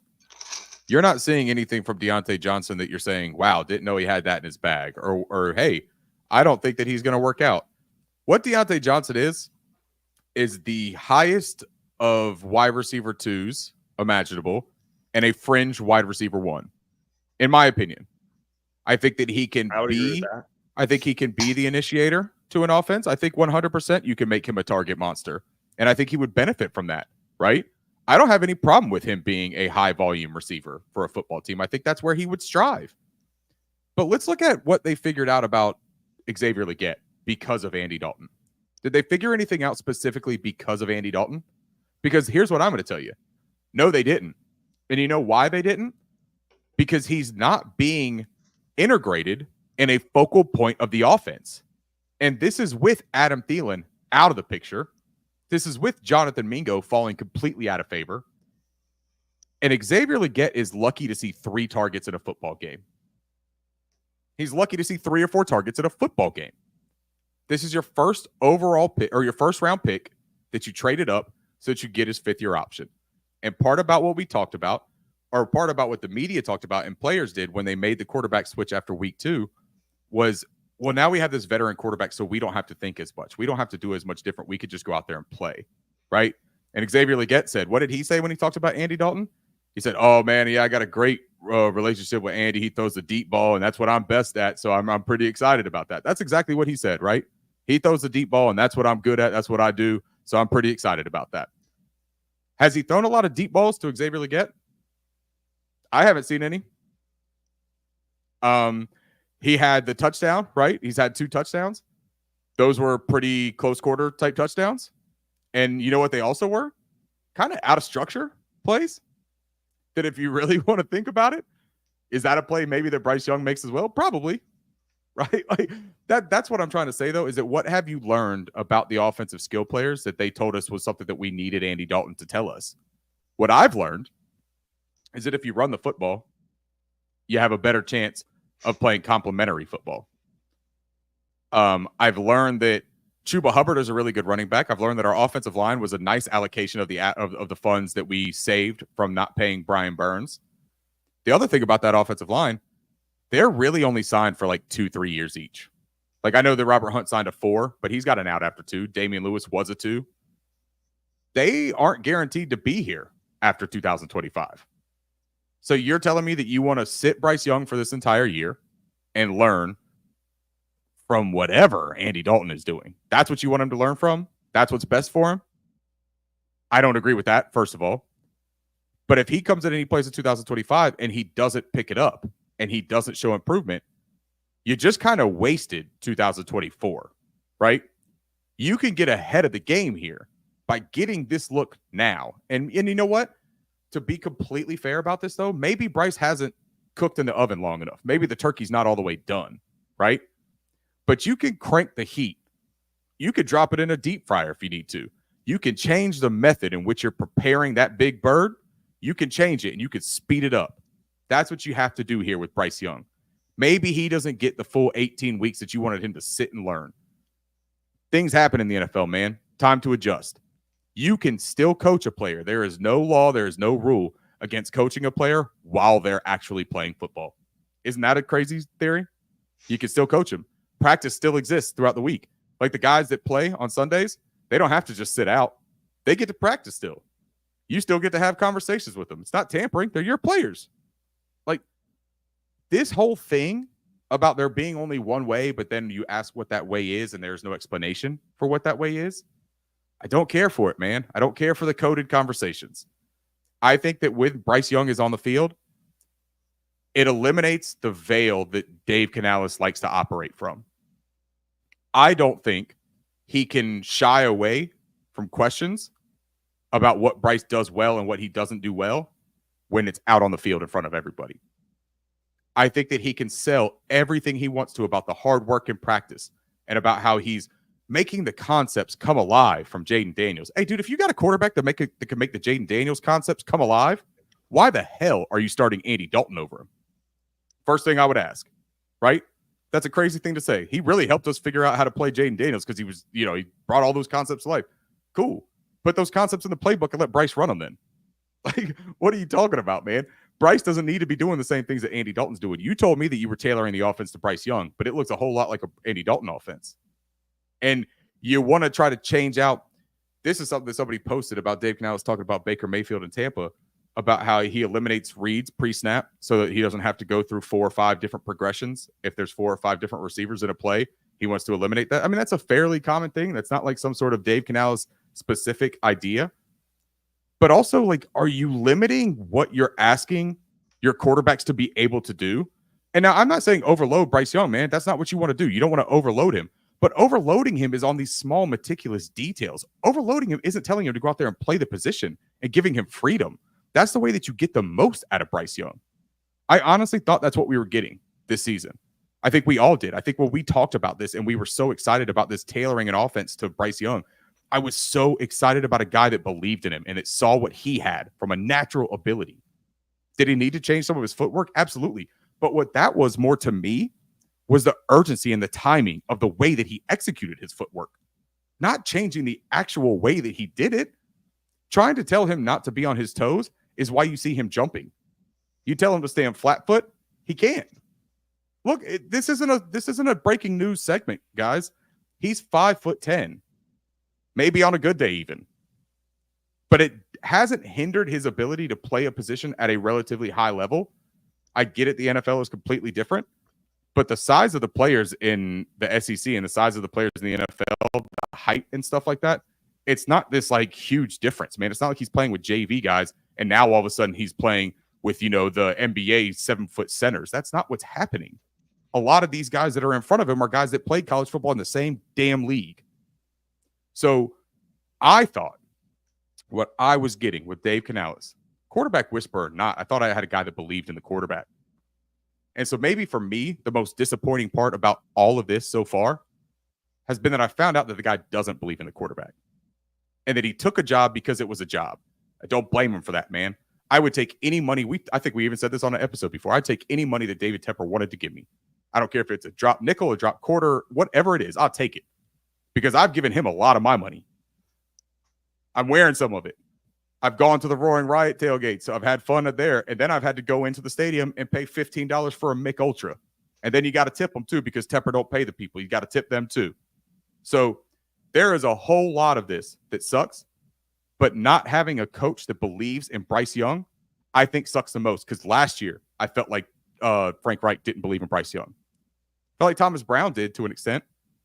But every time that Thomas Brown tried to get some sort of like leadway with the offense, kind of seemed like, and everyone want to say, oh, Frank was protecting Thomas. Hell no, man.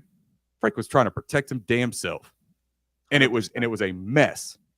And Bryce Young was the one that suffered the most through it all. And once again, here we are. I'm not saying Bryce is blameless. Curtis wasn't saying that earlier. He has to eat his share.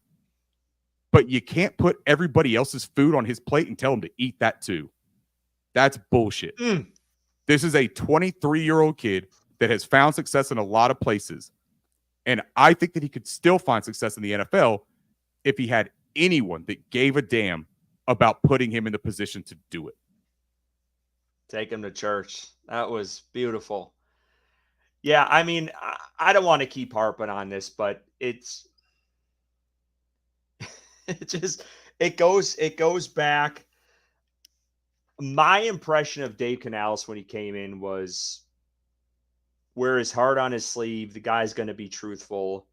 And then once the bullets started flying, he started panicking and he starts telling lies.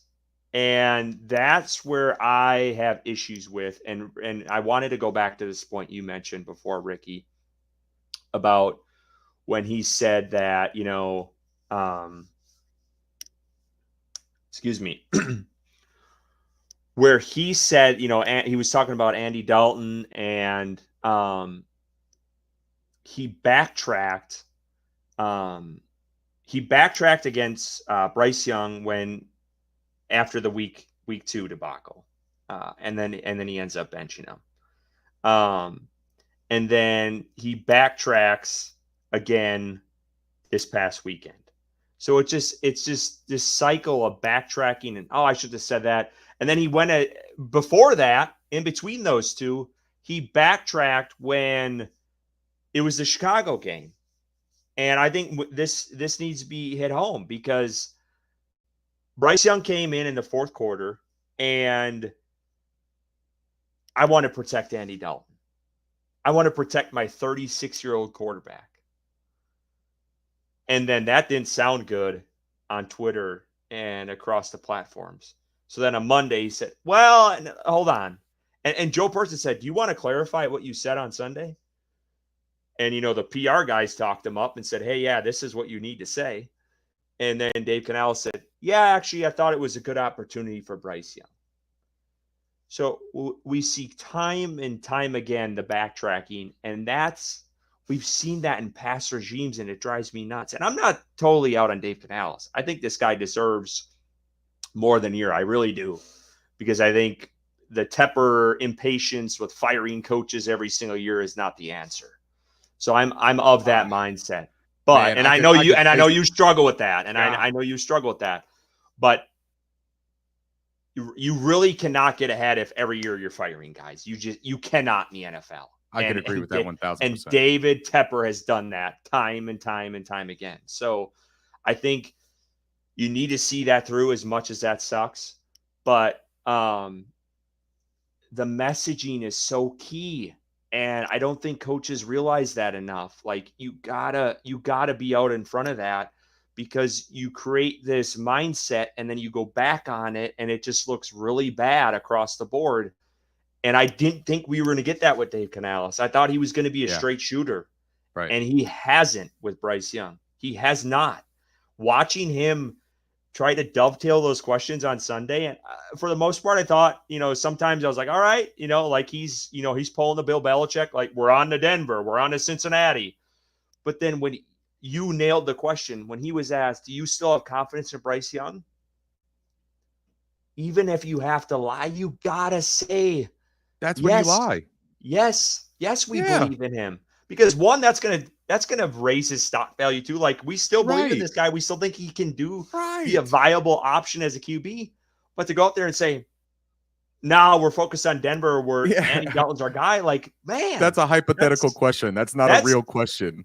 That's coaching for dummies 101. Like, bad news Bears, dude.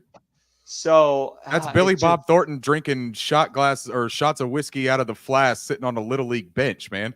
That ain't NFL coaching. And you brought up the fact that he's a rookie NFL coach. I give him some grace for that, man. I think you have to. But I don't think that you give him excuses for that. Grace and excuses are two different things. There are a lot of rookie head coaches that never say that one time a year, let alone 3 or 4 times a year, saying things of that nature. Now, I'd like to do this just because we do need to wrap this up. I know that we've done this for almost an hour now. But Greg Bosch over here has a couple of questions that I want to get to. But before I do, I wanted to kind of just touch on the Dave Canales thing for me, because, Curtis, I'm with you 1,000%. I don't think you could fire Dave Canales this year. And I don't think it's because he doesn't deserve it. I think you can't fire him because of the mistakes you've already made last year with the coaching staff. And then the mistake you made by not hiring Steve Wilks the year prior, and the grace that you gave Matt Rule for 3.5 seasons. Those are the reasons that you can't fire Dave Canales. Because if you're in this perpetual cycle of bringing guys in, giving them contracts, touting them as the answer and the next ushering in of the next era of your organization, and then get rid of them, the quality of coaches is dissipating. Look at what you're left with year after year. Look at your candidates. Look at the GM candidates year after year. Look at what's available to you. Every single tier of talent at those positions has gone down. The free agents that want to come into this organization, look at the talent going down, down, down. You got DJ Wanham and K'Lavon Chase on, right? Now, sure, maybe that's just the only people that were here. But do you think you could have convinced anybody else that could have came here? Like, do you really think you could have convinced them? No, you have to pay a Panthers tax. And guess what? Mm-hmm. We don't have a whole ton of money. Like, we have some money. We have moves that we can make to get more money. But there are franchises that are going to have double the amount of cap space as us with better talent on their football team. That's the honest to God reality of the situation that we're in. Now, real quick, I do want to look at Greg's questions here, because I think Greg brings up a really fair point. Yes, you could criticize Canales for failing as a quarterback whisperer because he didn't fix Bryce. But you could also say that because he knows quarterbacks so well, he was able to quickly diagnose that Bryce doesn't have it. Next question. If Bryce is just not an NFL quarterback, no amount of quarterback whispering will fix him. So I want to say to Greg first, I don't think you're wrong about the logic in your comments. I don't. And I think that there is a real possibility that at this juncture, Bryce may not be an NFL quarterback. But that's the context that I think you're missing that I'm trying to add, is that I don't think when Bryce came in, he was not an NFL quarterback. And if you watch the way that he played his rookie season through the first 8 weeks to the final 8 weeks to the first 2 weeks of this season, you can literally see it regressing. That is not opinion. That is, you can watch it. It is a different player. That's environment, right?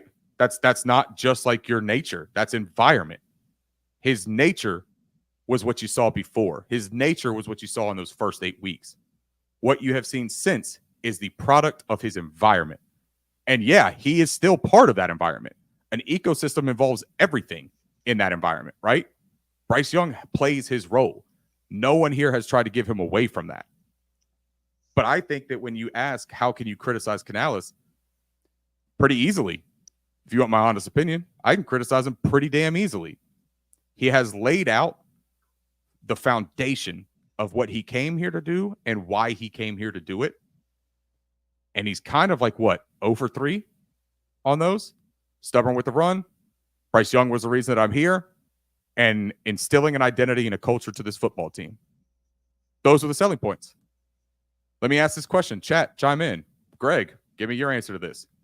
What's the culture and identity of this football team outside of being losers? And I don't mean that as a shitty thing to say, man. I mean that sincerely. We're 1-6. We are losers. We were 2-15 last year. We were losers. What has changed? And maybe it takes time to build these things. Maybe that's also something that losers say more often than not. Because I see other teams that were bad. Before this year, man, they said that the Washington Commanders had one of the least talented rosters in the NFL. And that Jaden Daniels, no matter how good he was going to struggle tremendously because of every other thing around him. People were trying to learn from our mistakes. If you want to be honest, they were trying to learn from our mistakes. But what they don't account for is that not everybody is entirely incompetent. Some organizations hire the right people. Some organizations sign the right players. And some organizations can instill a confidence, a culture, and an identity to a football team simply by being themselves. And that is something that I don't think we have. I'm not out on Dave Canales, man. Dave Canales, when he is genuine, when he is shooting from the hip, it resonates for me. There have been moments with Dave Canales where it genuinely does resonate for me, and I see it. I get it. But then there are moments, and this is what I always come back to. He is cosplaying Pete Carroll right now until he figures out who he is. That's what he's doing. But he's starting to spiral with that because Pete wasn't in these situations, right? Pete didn't have to answer these questions. Pete didn't make some of these decisions. And so now Dave Canales is faced with his own answers and coming up with his own ideas. That's why you're seeing a whole lot of deflection, in my opinion, because I don't know that he has those answers. Greg's last thing that he said here, and I haven't even read this, so let's read it together. I don't know how you can draw a conclusion about Canales as a coach at this point. The whole argument last year was that you can't write off Bryce because he had such bad support around him. You could say the same for Canales. How do you evaluate a coach when you give him a bottom 5 roster in the league? We talked about this before. I want to jump in Curtis. Here. Yep. Bottom 5 on defense. He has a top 10 offensive line right now. Thank you. A top 5 running back.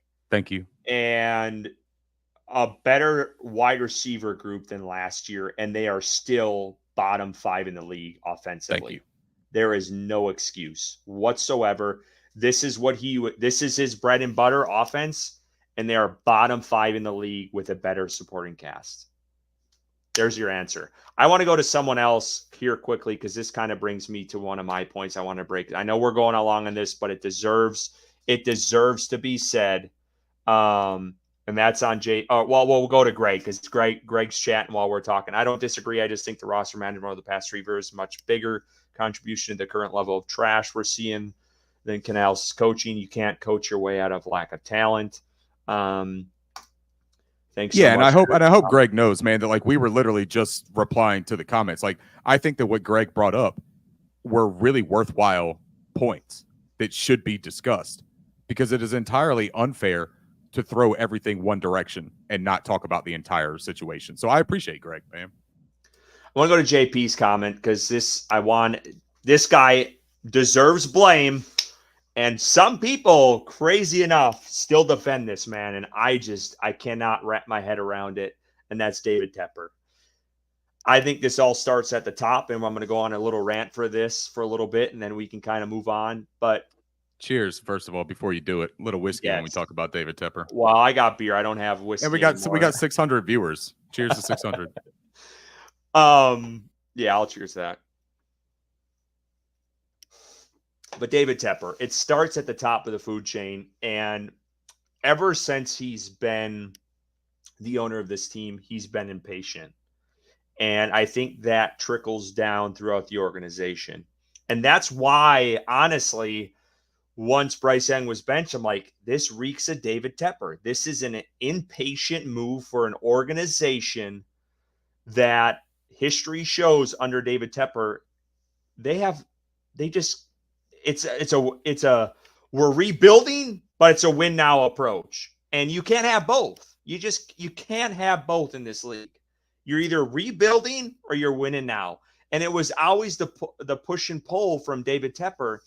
And he tried to make that work. And maybe that worked in the stock market, but it doesn't work in the NFL. And that's where it all comes back to. When you have a guy that's so impatient, and I get it, and I understand, and I want to point this out because I tweeted it out when it happened. When Jimmy Johnson called him out, I think it was when Bryce Young was benched. And I get it. It comes from a guy who worked with a very questionable owner himself, who's the GM of the Dallas Cowboys. But I think it all comes back to this team has been so bad under David Tepper that when things go awry, you go back to the top of the food chain. And he has proven time and time and time again that he doesn't wait around. And when this team has not had a winning season, and when your first round pick, whether you wanted him or not, whether you wanted Bryce Young or CJ Stroud, and you're 18 games in and he ain't cutting it and he's regressed from the year before, he's going to cut bait and want someone to provide a little boost. Let's not forget Bryce Young's last game before he was benched was at home, where the heat's on, where the fans are booing, where, they're calling for your neck. This wasn't an away game week 2. And I asked that when we talked on week 3. Would the benching have happened if it was an away game? And they were away and you didn't have to deal with the fans down your throat. What it would have happened. Tepper got to see that week 2 already. And he's like, damn, man, I saw this with Rule. I saw this with Reich. I'm not ready for another season of this. So I think it always goes back to the top. I think, and this goes back to our conversation, we'll move on. Impatience with this. Just make a thoughtful decision on this. And I don't think 18 games is enough under a new regime, only 2, to say we're out on Bryce Young yet. Let's see this thing through. You gave up way too many assets for this guy. It will go down as the worst history in the entire NFL for how much you gave up to go 2 games in and you're benching this dude for a guy you brought in to fix him. I just think is a very, very bad decision. And we'll see what happens. Let's get to the trade deadline. Let's move on, which kind of alludes to Bryce Young. So maybe this conversation continues. We'll steer clear from it. We'll steer clear from it. That was a good segment on Bryce Young. This isn't the only episode that we could talk about this. We're going to talk about his play next week. So I think that was great. Let's talk about the trade deadline here for a minute. I know we've kind of talked Deontay Johnson a little bit, but these are some of the guys that have come up. I probably should have put Jonathan Mingo in the conversation because it sounds like his name is starting to come up a little bit more.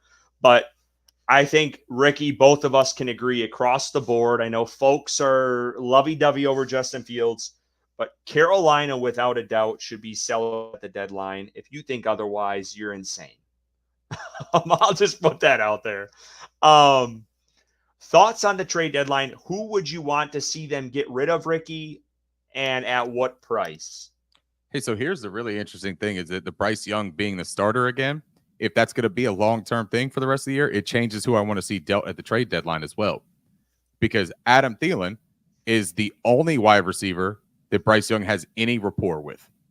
The only one. And so for me, Adam Thielen all of a sudden becomes a guy that I'm not necessarily eager to unload. Deontay Johnson, I feel kind of similar. Now, the problem with Deontay Johnson with Bryce Young is that he seems very aggravated with Bryce Young. Like every time they play football together, he doesn't seem like he likes playing football with Bryce Young. So that makes me a little nervous. Would it be better to move? Look, you're going to get more for Deontay Johnson than you would get for Adam Thielen, first of all, right? You're not going to get much of anything for anyone on this roster. Let's start right there. You are not going to get a second round pick for anybody on this roster that is possible to be moved. The guys that I 1000% want to see off of this roster are Miles Sanders, Ian Thomas. If we could just cut him, I just want to cut him. We're going younger at the tight end position. Yeah, I want to go younger at the tight end position. I mean, I'll bring in Martellus Bennett and still tell everyone we're going younger at the tight end position if I can get rid of 80. I don't really give a shit. Mercedes Lewis can come out of retirement. I don't care. I'll lie to everybody. If Bryce Young is going to be the starter going forward, though, I do kind of want to keep Adam Thielen. I think that that's his security blanket. I think that helps him a lot. I think that if Adam Thielen is there and you move XL into the wide receiver 1 type role, it doesn't do XL a ton of favors, but I think that if you can start volume targeting Xavier Legette and just getting the ball into his hands, manufacturing looks, I think that does end up benefiting him in the long run. On the defensive side of the ball, there's not really anybody. And here's the thing that I'll float that no one wants to hear and that I don't agree with doing, but has to be brought up is the J.C. Horn hypothetical. J.C. Horn is probably the only player on this roster that if you were serious about acquiring usable trade or draft capital out of a trade for a current player, I think he's the only player on the roster that gives you that. And I'm not saying that I would trade J.C. Horn. That's not it. But am I wrong for saying that he's the only active player on this roster that's not locked up or something like that would actually give you real value back? Because I think you could get at least a second round pick for J.C. Horn. 100%. If not a second and a future third or a second and a fourth, whatever it may be. I I wouldn't do it either. But the other part of this is that if Evero is going to be your defensive coordinator again next year, and you're going to keep on running J.C. Horn in cover 3 and off coverage, is he really that valuable to you in that capacity? Is he worth it? Or are you going to say, well, look, once Evero's gone, though, he's a really valuable player. What if he doesn't want to be here? That would be his 5th year, right? You'd have to extend him on that 5th year option. And then what if he says no thank you and he wants to go elsewhere? Then do you trade him again? What if he gets hurt again? Those are all just hypotheticals, and I didn't really even mean to bring that up all that much because I don't want to trade J.C. Horn. I want J.C. Horn to be here. I don't believe in trading good players. Chuba Hubbard is a name that has come up in a lot of circles. I am vehemently against trading Chuba Hubbard for multiple reasons. A, he's one of your best 5 offensive players on the roster, easily, hands down. B, because he's the epitome. When you talk about trying to build a culture and instill an identity to a football team, you can literally form it off of Chuba Hubbard, in my opinion. What that dude has done to come in and have underwhelming years, not necessarily because of his draft capital and where he was taken, but because of what people thought about him, because of what he did at Oklahoma State, from like a historical standpoint too. You compare his seasons to Barry Sanders, one of the greatest of all time, if not the greatest of all time running backs, especially from Oklahoma State. Chuba Hubbard dealt with core injuries. He grit through it. He played most of his games. He struggled with contact balance, probably because of that core strength. He had a real bad drops problem. He was not terrific in pass pro. And what did Chuba Hubbard do? He took it upon himself, and he works 30 minutes a day on that jugs machine every single day. He's been in a weight room. He's got healthy. He is ultra conditioned, and he is exactly what you would point to when you say, what does it mean to be a Carolina Panther? I would point to 30, and I'd say that's it right there. That's Carolina Panther. And I don't think you get rid of players like that.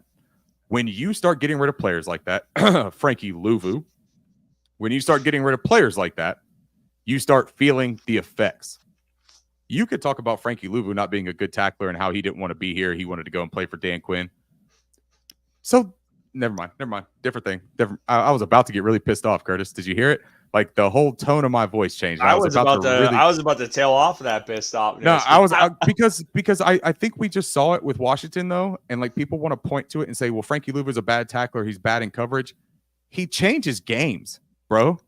He's a solid player who instills what you want in your culture. Dan Morgan wants a dog. Go read the article Washington put out the week leading up to the Panthers game. Right. What did Frankie Louvu provide for that locker room in the Commanders? Juice. That's what he does for a team, along with being a solid NFL player. Carolina made Frankie Louvu, and then he went off and went to a team that he preferred a scheme over. That's what Frankie Louvu did. Yeah. And he didn't have to, though. He didn't have to. Exactly. Because we could have what we could have done was say, no, this is a really good football player. Let us adjust. And Joe Burson, and this goes back, and I know we had this conversation a couple of weeks ago, and I wanted to point this out because it got dropped after we talked about this. Frankie Louvu wanted to stay in Carolina leading up to last season. He went out and asked for an extension, and Scott Fitter and Suleiman, his first name is Samir Suleiman. They golfed at it. They didn't want it. Yeah. And there's where they fucked up. And I don't want to talk about past regimes. I'm done with them. They're one of the worst tandems ever in the NFL. But those decisions bite you in the ass in the long run. And that was one of them, because literally the Jets didn't give Frankie Louvu the opportunity. Carolina did. He made the most of it. He played well. It was a talent they acquired, and it was a damn good move. And then when it came time to extend him, which it happens too much on this team, they fucked it up. I think it's hilarious. Get it done. I think it's hilarious how people will sit there and point to deficiencies in a game, but the minute that you ask, how are you supposed to operate without a heartbeat? That's the question that I would ask. You get rid of a guy like Frankie Louvu. How do you execute without a heartbeat? What's the most important thing about a living organism? A fucking pulse, a heartbeat. You know what Frankie Louvu provided? Exactly that. And I think we all wanted Shaq Thompson to bring that, and it's a shame that Shaq got hurt again, because Shaq probably would have brought that. Mm-hmm. But you know what? Contingency plans are there for a reason, bro. And you can't have one good player, and that's it. And people don't realize the impact of that. And I know Thomas Davis was a hell of a football player, but that's who he was in the Cam Newton era. He provided that juice on defense. Whether he was injured or not, that guy was flying around, gave it his all, and players feed off of that.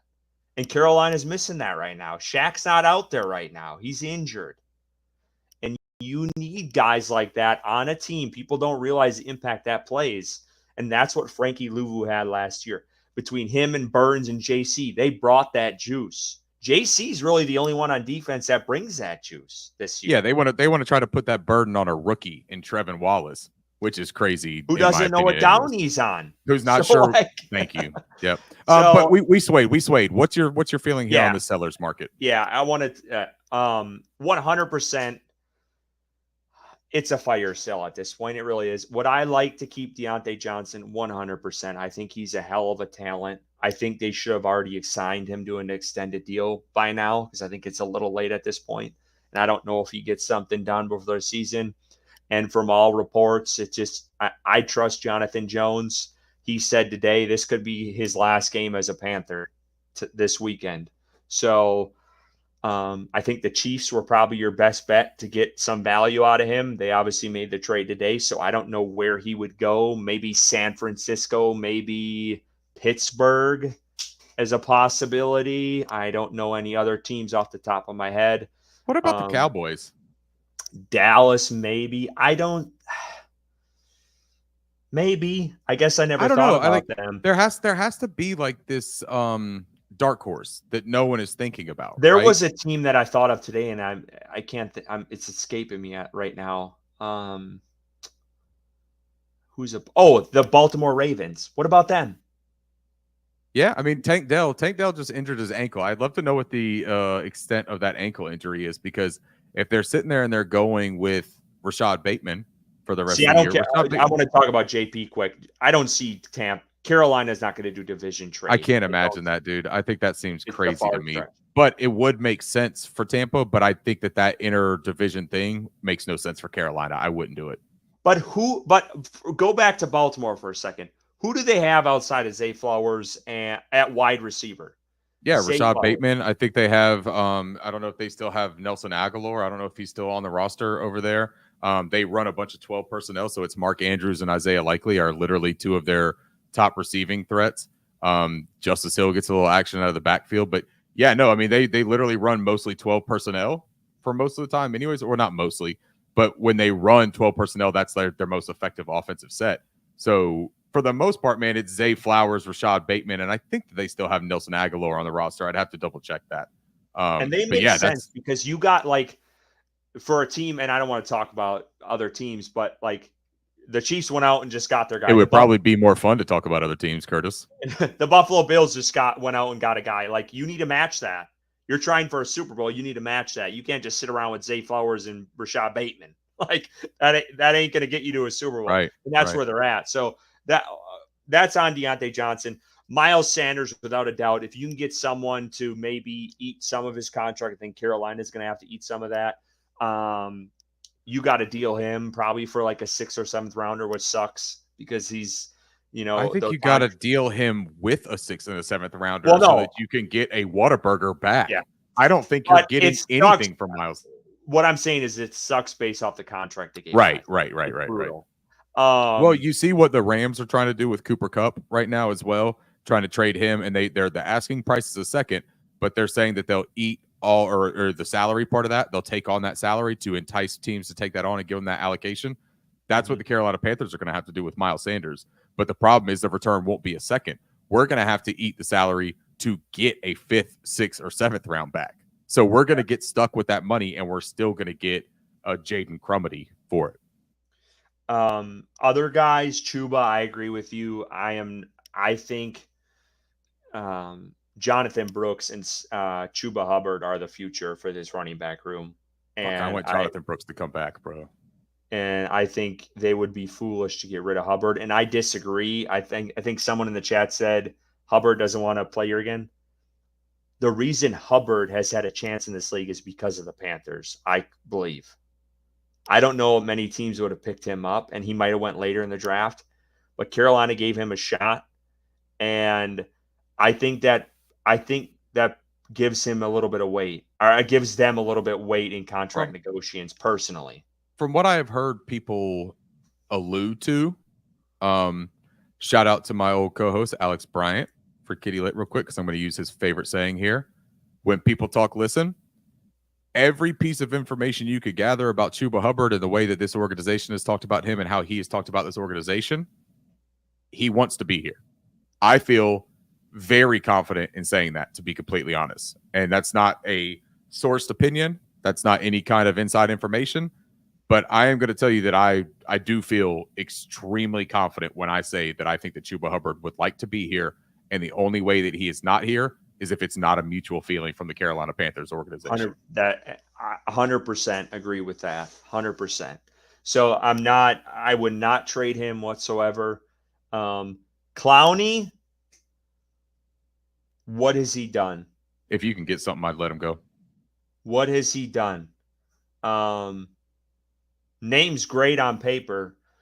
And what would he have done better with Wanham on the other side and Derek Brown in there? Probably, obviously, no doubt about it. But I don't know. The guy's been out the past 2 weeks. I don't want to say he didn't want to play last week, but that's what it kind of felt like to me. So I don't know. To JT's point here too about you can't pay a running back in a full rebuild when we just drafted a guy in the second round. I just think that's and JT is a really smart football guy. Like I appreciate his perspectives on all this stuff because we have a conversation with JP a lot and he's always adds a really good perspective. So first of all, I do want to give him some credit and shout out for being so active in the chat. We appreciate you. He's over across the pond too, man. It's like 3:00 in the morning for JP right now. And he's up with us just shooting the shit about the Carolina Panthers. Is he in England? Yeah, man, that's an across the pond fella right there. And JP, so I did not know that, and I love that. His dedication, that might be the number one Panthers fan right there.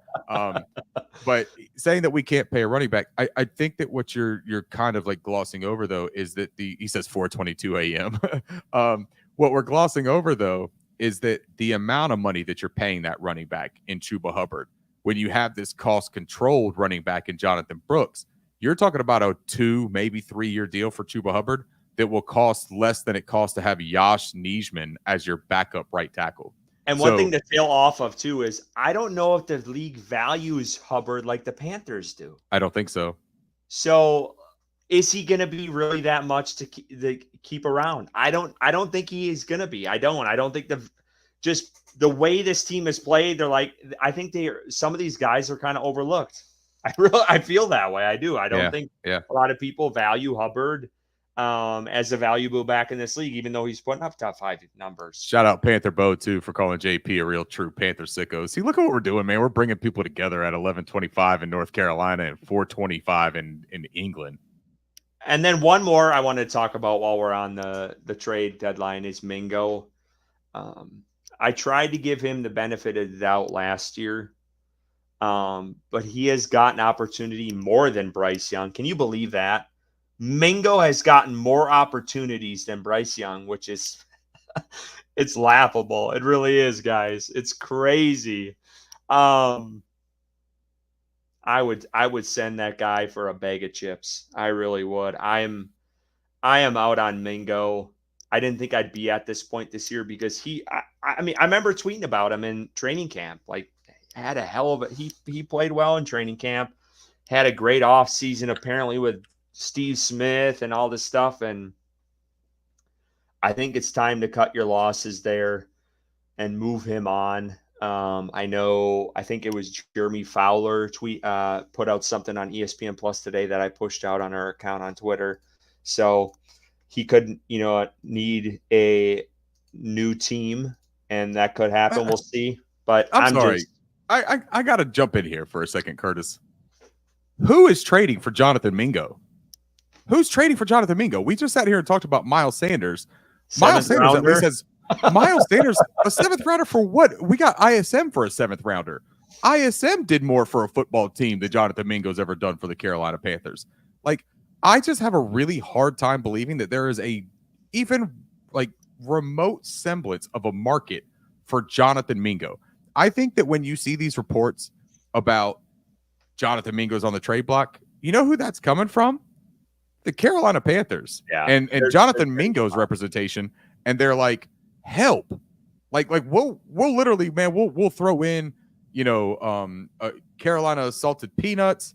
We'll throw in Bojangles, the new wings. The new wings are super expensive. We'll throw in a 20-pack of them. Like, we'll give you as many cool North Carolina things. You want a jug of cheer wine? We'll send you a whole fucking water tower of cheer wine. Anything you need to take Jonathan Mingo off of our filthy hands, we'll even give you Steve Smith with him. Like, honestly, Steve Smith wears the hats with the real cool brim popped up. He'll evaluate all your wide receiver prospects for the next 10 years for free. He'll tell you about it even when you don't want to find out about it. Like, for crying out loud, dude. There is nothing about Jonathan Mingo that would ever entice me as another NFL organization. I'm sorry, dude. I have tried to be patient. I've tried to be nice. I've tried to say the right things. He can't even get in the lineup over Jalen Coker, and that's not a shot at Jalen Coker. He looks like a really adequate and legitimate NFL football player. Jonathan Mingo was a 2nd-round pick who ran over 700 routes last year, and he can't see the field for a team that is missing Adam Thielen and who is desperate for playmakers, and he can't see the field. Sorry, man. That's it. I'm all the way out, and I'm sick and tired of giving grace to all these other, or not giving grace to all these other players, but then being told, well, Jonathan Mingo, he's 6'2", 225. I don't give a shit. I don't care. Can't catch a football, can't run a route, has no spatial awareness. Go ahead and let him go. Let him go. Either he's a tight end or he's not a Panther. Yeah, I'm not adding any more to that. That was you did it justice. I did want to bring up JP's point here because I was curious about this, and then we'll get into the game this weekend. Why? One, I hope Brooks is back this weekend.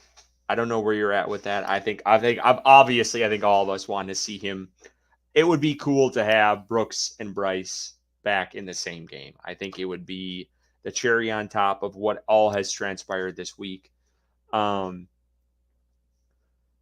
what do you think of the approach of kind of following the Wilkes format, 30-plus runs, pound the shit out of the ball between Brooks and Hubbard, play off of that with play action with Bryce, doesn't have to pass a ton in a game, build that confidence a little bit, and keep this game close, low scoring, and you might have a shot to beat Denver this week. Here's the craziest part, and we'll get into it with statistical speaking. The Denver Broncos offense is not a good offense. This is not a dangerous team. Bo Nix, Carolina yet.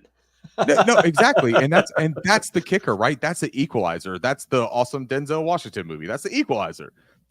That's what really sucks about all of this is that Bo Nix is not a threatening quarterback, dude. I'm sorry.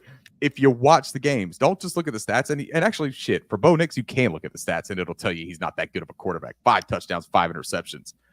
This is not a impressive kid. He's got Sean Payton, who is a nice insulation for any offensive player. Hell, he got Taysom Hill, all the contracts in the world, right? But this Denver Broncos offense would probably be the easiest offense we've played outside of the Raiders this entire season. But their defense is an absolute powerhouse. And where Denver is decent on offense is their run game. So what you just said about the Carolina Panthers approach, it has to be run the football 30 to 35 times and try to, I don't care if you're down by 20, man. What you have to do is control the time of possession. You have got to keep. We say it every week, and it doesn't. We say it every week. But Curtis, guess what, man? That's not our fault. But you and I and Bryson, we're smart guys. We're fair guys. We just want what we can get. But Dave Canales, I've got a saying, and this is a vulgar saying, so earmuffs if you're a small child or anything like that who's watching this at almost midnight on the East Coast. Dave Canales is trying to get his dick sucked through a donut, which means the dick suck itself is good enough. You don't need the donut. Just do the thing that's good enough and stop trying to dress it up, right? The donut does nothing for you. Run the football. That's the BJ. It's great. Everybody loves it. It's effective. It gets you to where you're going. It gives you your best chance of a good time. But when you put a donut on it, it doesn't do nothing for you, man. It kind of gets in the way. You try to dress it up. You try to do a little, oh, I got an idea, man. They really think we're going to run this because what we're going to do is we're going to send out Ian Thomas. We're going to send out Jalen Coker. We're going to send out Jonathan Mingo. And I don't know, David Moore. Let's send out that's a package, right? That's our personnel group. But let's run a play action. And then let's let the primary read be Ian Thomas. No one will see it coming. They'll think we're running the football, but we'll throw it to Ian Thomas. Well, guess what happens? Ian Thomas does Ian Thomas things, and there's an interception, and it doesn't work out anymore. If you didn't put the donut on it, you might have got a first down, friendo. Keep the donut off of it. Do the things that are fun. Leave everything else out of the equation. Simplify everything and do the thing that you know is going to get you to the finish line. I know. It went off the rails. Listen, I haven't had a drink in a week because of my antibiotics. So sorry, everybody. It's for pneumonia, by the way. I can't say the thing I just said about getting a dick sucked through a donut and then say antibiotics on the internet. Holy fuck. Damn. You putting bars together over here. That is funnier than shit. I don't even know what to say. That's wonderful. No, I mean, I agree with you. I think he's trying to do way too much and trying to get way too what's the PG version for this is he's trying to get way too creative Cute. with when Cute. yeah, cute. Thank you. Way too cute when he doesn't have to be. And it goes back to just run the damn ball. Just run. You went out in the second round and got Jonathan Brooks, who honestly, looking back at it, hindsight's 2020, you probably didn't need to get with Chuba Hubbard. You went out and got this guy.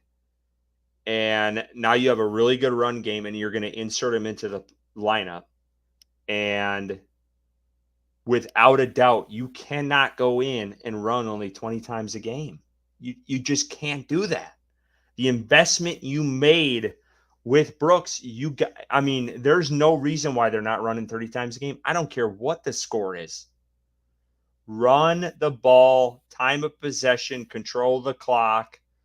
And like Ricky said, and we're going to get into it a little bit, Ricky ruined donuts, man. Krispy Kreme, whatever one Hey, you look, eat. guys, don't look at it as ruining donuts. Just understand what you're supposed to do with them. For crying out loud, donuts serve their purpose. Everybody loves a good donut, but it doesn't amplify every experience. That's all I'm saying. And it goes back to, and JP brings this up, which reminds me, like, you invested heavily in the hog mollies, Dave Gettleman shutout, of bringing in this, this rushing attack that you wanted to do.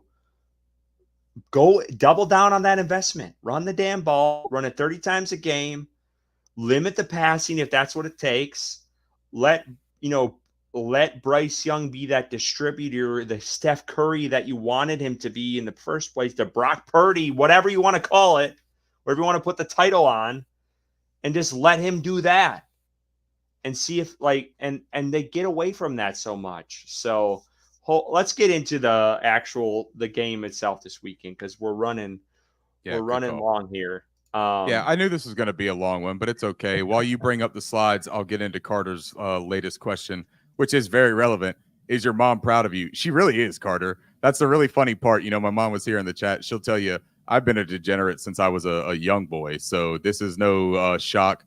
Unlike Dave Canales, I am exactly who I portray myself to be. So, yeah, my family's very proud of me. Thank you, though, Carter. So let's dive into it. Let's talk about Denver's offense. Ricky, I'll let you take this. All right, so let's get into it. Let me bring up my bigger screen, too, so I can see what I'm doing here. 20.7 points per game. That's tied for 21st in the league. 294 yards per game. That's good for 27th. 169.9 passing yards per game. 29th in the league. As I spoke about earlier, Bo Nix is not necessarily a threat in the air. We'll get into a little bit more of that as well, a little bit deeper. But 124.1 rushing yards per game. That's 13th. And honestly, man, they've started to really hit their stride here as of late. Those numbers weren't as impressive in the first few weeks, specifically for Javonte Williams. He had some struggles early in the season. He didn't look like he was 100% healthy. The worst thing that could have happened for the Carolina Panthers is what happened last week. He saw some confidence. He gained some confidence by some open grounds on the New Orleans Saints game on Thursday Night Football. And now he comes in with confidence and momentum, and he gets the easiest opportunity he's going to have all year. They're negative 0.26 in EPA per pass play. That's 27th. So, again, speaks to their lack of efficiency as a passing offense. Negative 0.01 EPA rush. Hey, look, there's my mother right there. Absolutely very proud. Doesn't matter what I say, man. My family thinks that I am just the wildest person that you'll ever meet in your life, and they love it. It's a ride. The Denver Broncos offense has scored 11 offensive touchdowns. That's tied for 24th in the league. And then 55.9% of the time they're passing the ball. That's 17th. That's a very balanced offense, to be completely honest. And what's interesting about that is that you can see that the passing isn't necessarily effective, but the game plan is effective for Sean Payton in that offense. Curtis, I'm going to jump straight into these offensive keys. You good with that? And go ahead and expedite this process? Yep. these are the deeper things that I think actually hold a little bit of weight for the game. The Denver Broncos have 28 rushes of 10-plus yards. That's 7th in the league. 3.28 rushing yards after contact per carry. That's 7th. That's important to me because, honestly, man, our struggle in tackling and being in the right position and our discipline and our assignments and in our run fits, that's going to be huge against a team that can bounce off of tackles. Jaleel McLaughlin is another guy that I think is a real threat. He's a little bit more of that scat back speed option. Audric Estime, I think, is starting to lose favor. I thought that he was going to take over. I was famous on Twitter last week because I said that I was sitting Javonte Williams for the Saints game because he had been very disappointing. And I was like, so if you have Javonte Williams, you better start him this week. And he went Super Saiyan, 88 yards, 2 touchdowns. Everyone's welcome for that. That's another Ricky Raines specialty. Bo Nix, the quarterback, is the leader of their 10-yard rushes, and he has 9 of them. That tells you a little bit about Bo Nix's proficiency because he's not even that good as a runner, but it shows you that's where he's made his hay too. 6 rushing touchdowns on the year for the Denver Broncos. That's tied for 15th. Rookie quarterback Bo Nix has 3 rushing touchdowns and 5 passing touchdowns. Does that scare anybody? Doesn't scare me. But you know what does scare me? The Carolina Panthers defense. So he might match those numbers on Sunday. 5 passing touchdowns. That's the second fewest. We just talked about his 5 passing touchdowns. It's the second fewest in the entire NFL. The Carolina Panthers have more passing touchdowns. 9 sacks. That's tied for the best. They've only given up 9 sacks. And our defense does not get pressure. That's friends. That's not good. That's not going to make you feel good about this game. And that's on 78 quarterback pressures. That's 19th in the league. So they don't even give up a whole ton, but they give up more pressures than they do sacks. That's a 30.9% quarterback pressure rate. That's 12th. And a 3.9, this is what I was just saying, a 3.9% team sack rate. That is the best in the NFL. So I think, though, the keys here, Curtis, is going to be, can you stop their run or limit their run effectiveness? You're not going to be able to stop it. We know that. But can you limit the effectiveness? Can you stop the chunk plays? And can you key in on the quarterback? Because where Bo Nix does his best work is under duress. So if for some reason we're able to manufacture duress, and this might be our secret weapon, is that we don't create pressure and we don't get players off of their mark. Bo Nix isn't great on schedule. So if you force him to do what he's not great at by default, hey, maybe that's your window. There ain't no keys. That's the way I look at it. Carolina's defense is going to put up 30-plus points. After this week, the national media is going to be talking about how Bo Nix was the greatest pick ever for Sean Payton. That's the reality of it. Can Carolina's offense get close to matching that? That's what I'm looking at. This defense, what they did with Mariota last week, I have no faith in them whatsoever. I don't care who the hell is back. Wanham, Clowney, Josie Jewell, whatever it is, playing his old team, Jordan Fuller, whatever. This defense is terrible. And I think Bo Nix, I tweeted out this week, is going to look like a Hall of Famer this week and put up, I'm sure, several touchdowns. And we are going to be talking about this next week of how piss poor they were. So I'm going to quickly move on from that. I have lost all faith in. Yeah, I'm with I you. think Javonte Williams is That's going to have a hell of a day on Sunday. Let's move on to the Carolina Panthers, which this. Wait. We still got the defense. Oh, I'm sorry. We're going to the defense of the Let me run through the defense real quick because this is the part that I think is the biggest problem of this entire matchup, right? And these numbers will speak for themselves, so I'm going to just run through them. You guys just listen, pay attention, and this will be easy. 15.1 points per game, 3rd best in the league. 282.4 yards per game allowed, 3rd best in the league. 170.7 passing yards per game. Like I said, they have not allowed a single game of over 225 passing yards to a quarterback. That's 5th best in the league. 111.7 rushing yards per game. Here's their vulnerability, friends. 10th in the league. 4.6 passing yards per play. Best in the league. 4.1 running yards per play. 6th in the league. They've allowed 10 touchdowns on defense. 2nd best. 57.3% of the time teams are passing against them. That's 18th. That tells me that teams cannot get a gauge on what they want to do. But you know what it also tells me is that the Broncos' offense has not been prolific, so they don't require teams to throw the ball over 60% of the time. The Carolina Panthers, despite every reason in the world, like to throw the football over 60% of the time. Let's get to the keys. Curtis, I am going to ask you to move our camera so that I can see this real quickly. Yep. 28 sacks. Their defense has 28 sacks. That is second best in the league. 113 quarterback pressures. That's most in the league. That is a 41.1% quarterback pressure rate. That is third best in the league. 41.1% of quarterback dropbacks, the Denver Broncos are creating a quarterback pressure. That is almost one of every 2 snaps or every 2 dropbacks. That's bad news, guys. And Bryce Young is the quarterback. That is something that you have to take into account. He has not done well when pressure is on him. And he anticipates pressure, not in a good way, even when it doesn't exist. 21 rushes of 10-plus yards allowed. That's 11th in the league. So there is explosive ability against the Denver Broncos defense. 2.69 yards after contact allowed.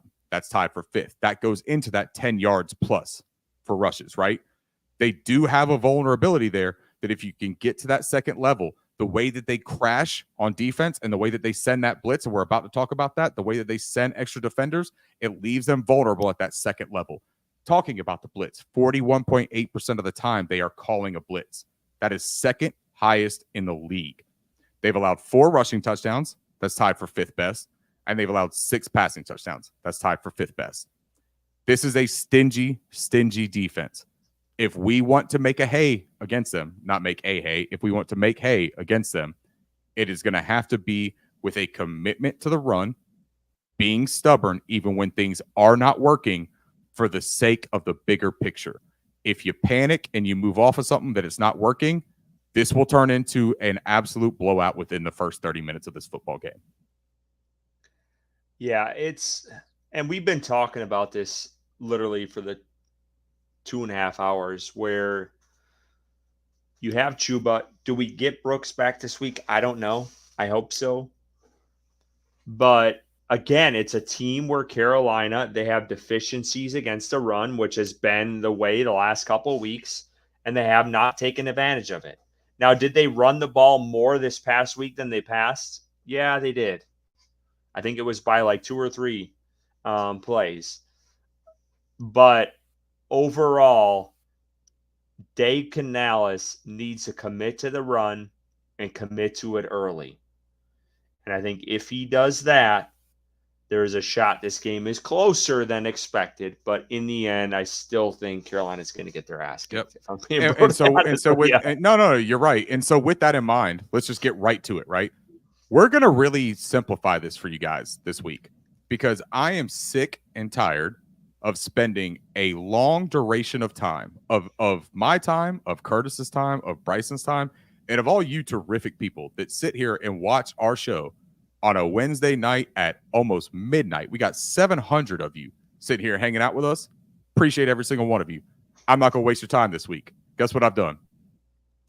Here's your entire Carolina Panthers statistically speaking slides. The Carolina Panthers lost 40-7 to Marcus Mariota and the Washington Commanders. Our current record is 1-6. There is not a single piece of this puzzle that matters any more than that right there. And until this team proves that they can do anything worth our time to do more work for them, this is what you're going to see each week for the Carolina Panthers. You're going to see their current record, and you're going to see the shit show of the week before. I'm daring them to make me work. Do it. I'll do the work, man. I did it for 6 weeks for no damn reason. 7 weeks for no reason. I'll do the work. Force me to do it, though. This Carolina Panthers team has to force somebody to do something. And I will gladly be the guinea pig. But it has to come because they did it on an NFL field first. I'm asking the chat what we got for predictions because we got that coming up here shortly. Yeah, I mean, we're reiterating a lot of this stuff, but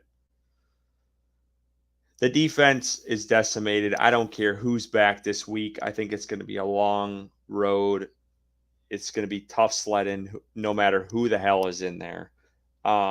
Defensively, this is probably their toughest match of the season, without a doubt. I'm really worried about Patrick Surtain, obviously. I think Riley Moss has been a bright spot for them, the corner out of Iowa. Nick Bonito, the outside edge rusher. Their front seven is Yep. this Tremendous. is going to be a big test for this offensive line, who up to this point has played decent. Yeah. And we'll see what happens on Sunday when they play a really stout defense. I thought If what the Chicago. Saints, if what the Saints did to us, startled you, right? If it kind of made you uncomfortable, this is like the Saints, but on a little bit of crack. Not like a whole lot of crack. It's not like a big old crack rock. Little bit of crack. This is they're going to play man. Pat Surtain doesn't bother them. Vance Joseph, the defensive coordinator, is he's a play caller, man. I mean, he is an absolute gunslinger from a defensive coordinator position. He's going to put the pressure on you. And guess what, man? He's got the blueprint on Bryce Young from the New Orleans Saints game. Watch how many overload blitzes, right? Strong side blitzes, nickel blitzes. Watch how many different ways he attacks this offensive line and Bryce Young and tries to confuse him. All right, let's get to our bets and then we'll get to our predictions. We'll highlight some of you guys in chat who have given us a prediction as well. Again, so every week, the last couple of weeks, we've done a parlay for you guys. There we go. So again, this is a 3-leg parlay that we got going on with Bet365. You guys can join in on this parlay. We'd appreciate it if you guys want to tail us. It's signupexpert.com/Panthers. You can sign up through a sports book. It has all the sports books available in your area, right available to you. You don't have to go off site to find them. They're all there. You click on them, sign up, and you can start betting. This is the parlay we're doing this week. Obviously, Bryson is not here, but we'll run through them. I'm going over 75 receiving yards for Justin Jefferson this week. That's on the Thursday night game, right? Is that a Thursday game? Yeah, I think they play the Rams tomorrow, right? They do. Yeah. I did not realize that. No, so Curtis is just starting your action early, guys. Like, this is beautiful.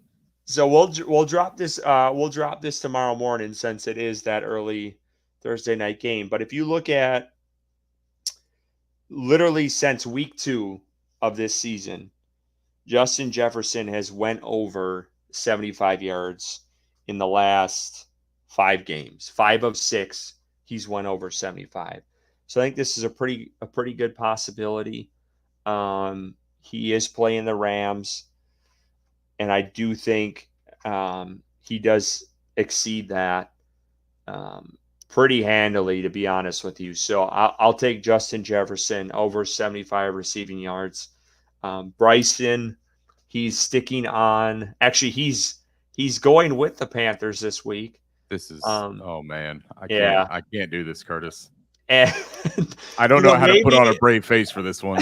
I need Bryson to be here to answer for his fucking indiscretions here. Well, and some folks in the chat agree with him with some of their scores. So, but he thinks they're going to cover the 10-point spread. He's going with Carolina. I know Bryson last week went with the Commanders. I think it was like 8.5, maybe. Yeah, he's on a heater because he was hedging against the Panthers. Yeah, so he's actually going with Carolina. We were joking about him, like, I think Bryson knew that Bryce Young was coming in this week. Right. I'll tell you another weird saying, man. Don't look a gift horse in a mouth. And what Bryson is doing right here is look at a gift horse in the mouth, because that right there, you don't run away from free money. And what he's doing right there is he is putting it all on Bryce Young. I will say this. I love Bryson's just determination to be like, middle finger to everybody. We're going Bryce Young and the Panthers, and we're going to surprise you. I hope he's right. Ricky, I'll let you explain yours, but you took my pick. I was going to take this one, and then you jumped in. I'm like, all right, you run with this. I'll be honest. There was like 3 or 4 that I really wanted to take, and I'll give you guys a couple of free ones too. If you want to throw in like a 6-legger or something like that, the first thing I'll piggyback on is that Justin Jefferson. Maybe the only reason that 75 yards is the benchmark, because he's clearly surpassed it, right, Curtis? Maybe the only reason that that's the benchmark there that Vegas is putting on is because they think the game script is going to get out of control for the Los Angeles Rams against the Minnesota Vikings. But if that's the case, look at the spread of that game. It's a 3-point spread, and it's at even odds the last time that I checked it. So if you like the fact that the Vikings could blow the Rams out and you're not sure about that Justin Jefferson, go get those even odds at the Vikings -3. That's a nice bet too. And Cooper Kupp's coming back this week. Cooper Kupp's coming back. Javonte Williams, anytime touchdown. That's my bet. I think that it will be damn near impossible, and I will be shocked. I will take a giant shot of whiskey or tequila. You guys call it next week if Javonte Williams does not find pay dirt. You guys call it. You can literally tell me what to get. I'll go to the store. I'll buy an Old Granddad. I'll buy a bottle of Aristocrat. I'll do whatever kind of weird shit has to be done. I've put enough awful things into your life in this one episode here today with my ranting and my derogatory or very disgusting comments and analogies. So if you need me to go and buy a bottle of Burnett's Peach and take a shot for you to make right, I'll do that. The other things, though, is look at these other bets, though, with the Broncos, too, and this is just a little bit of free insight here. Look at first round team total or first half team totals and second half team totals for the Panthers. They're right around 7 points each, but then the total team total is 16.5. I would be shocked if the Carolina Panthers scored 17 points against this Denver Broncos defense. So Javonte Williams is where I ended up, but that team total of under 16.5 for the Carolina Panthers, I also think is a very wise bet if you're feeling a little bit froggy and want to make this a 4 or 5 leg parlay. Again, if you guys are willing, it's signupexpert.com/Panthers. This is our designated link. Type that in on your phone, on your laptop, wherever you're accessing your tablet. It'll populate every single sportsbook that's available in your region, whether you're in the Carolinas or outside of there. And you click on that link, sign up, and start betting. If you guys want to tail us, I'll put this out on Twitter. Send us a screenshot, like the tweet, let us know you're tailing us, and then if we hit, great. I hope you get some money out of it. Did you see CJ's comment here? Deontay Johnson, 7 targets, 1 catch, 16 yards. Oh boy, yeah. I don't think you're that far off. So let's go to the predictions. I'm going to run through folks quickly here before we get to that, before Ricky jumps in on his. So JP says 12-3 game and we lose. So pretty low scoring. Carter says 31-0 and PS2 gets a pick 6. That's Oof. Brutal. That will suck majorly. JP's got 17-14. That's his second prediction. He gave 12-3 earlier. Okay. Well, okay. I think 17-14 makes more sense. I'll give him that. 2 Chuba rushing touchdowns. I do like that. Big league Chew. And then Panthers Bo 27-13 Carolina. Hey, all right. Shout out all these guys shout out all these dudes in the chat. First of all, man, I appreciate every single one of y'all sitting here and hanging out. This has been I'll be honest, man. This has been a trying episode because I've been very frustrated with the things that we've been talking about, to be completely honest, man. Like, I'm very annoyed with what we had to talk about tonight. But I have had a ball being able to sit here, and Curtis is the villain, man. Everyone knows that, right? Like, this is the Joker sitting over here next to me. This is the guy that wants to take Gotham, set it on fire, and watch everybody burn, and he wants to sit in his penthouse and laugh. It's terrific. I love the shtick. So being able to sit here and go back and forth with him tonight has been absolutely terrific. And you guys joining in for the full 3 hours of this episode, appreciate you. My guess here for this game, I'm going to go 31-9. And I would have gone 47-9 if the Denver Broncos had a single bit of offensive proficiency. But 31-9, Carolina loses by 22. Carolina's losing this game, without a doubt. I'm going to go, you said 31 for Denver? 31-9, yep.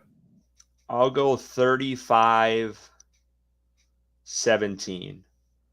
You think we put up 17 against the Broncos? I really want Bryce Young to go off in this game. That's what I'm banking off of. Does it happen? I don't know, but that's just me trying to be a little bit more optimistic. I could see it being low scoring. I could see like a 28-17. if Carolina can somehow muster some defense, but realistically, I just don't. Did I you don't. call it low scoring and say that they're going to score 28 on us?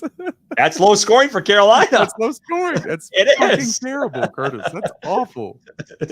By the way, the reality. JP points out something terrific. He says you've not even talked about Justin Fields this entire episode. And we will. Hey, We'll guess talk what? about that right before we're done.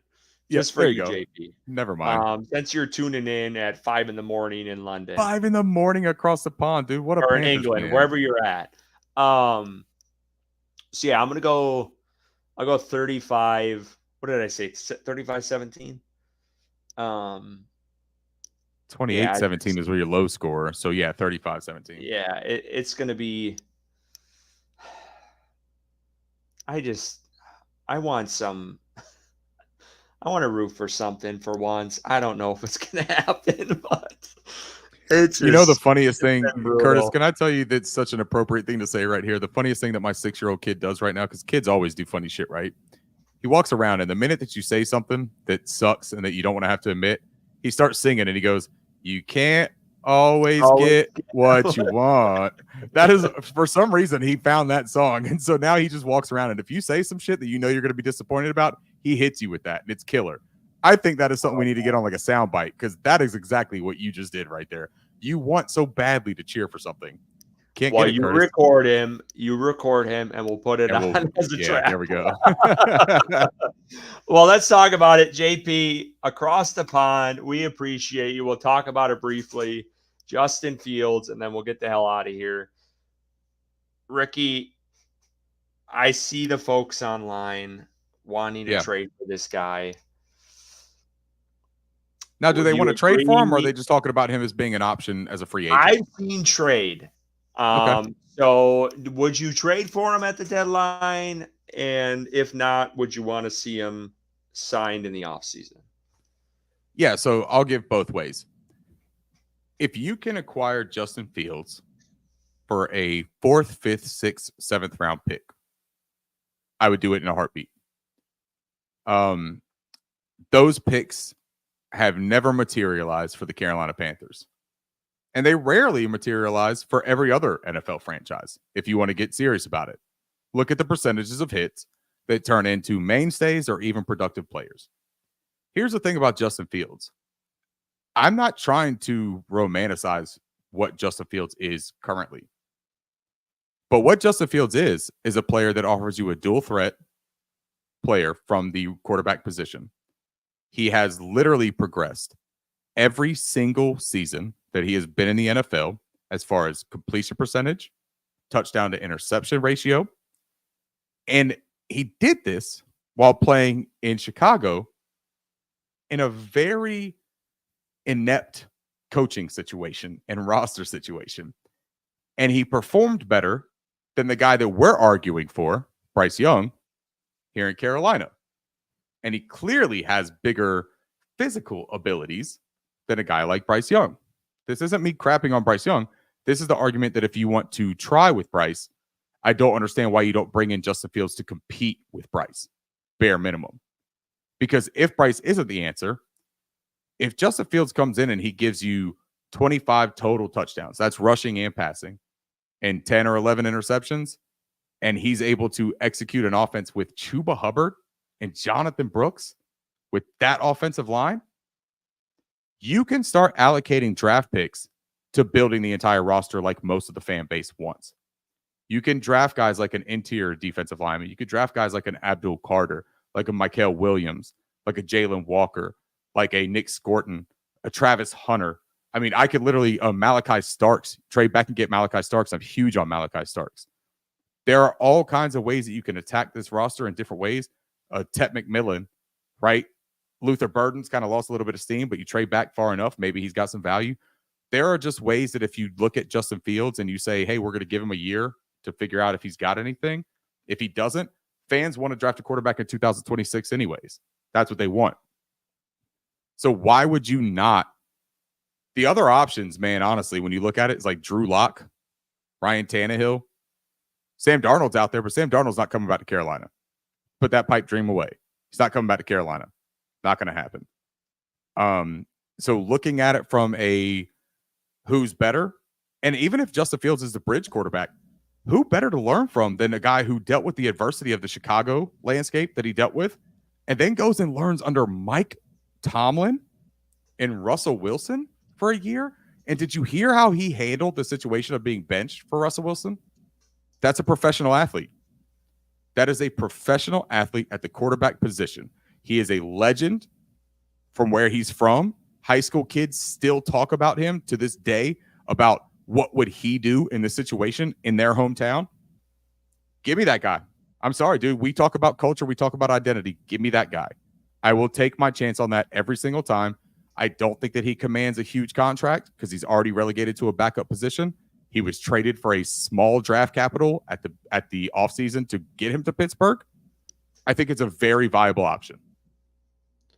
I'm going to keep this short. One, the irony of this discussion is hilarious. This is a guy Carolina could have taken in their Matt Rule area, and they decided not to.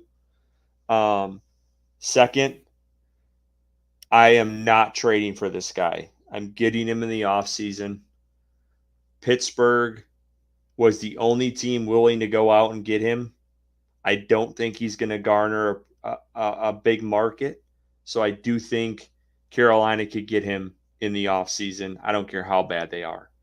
So that's kind of where I stand with it. I do agree. I think it would provide competition. Get rid of Andy Dalton, Bryce Young, Justin Fields, build to the draft, best player available, and see what you got next year. We'll see, obviously, if that's the route they take. But I am not trading for him. I think Carolina needs all the draft picks they can get, and they have to hit on majority of them, which I know asking for if you look at history, it isn't going to happen.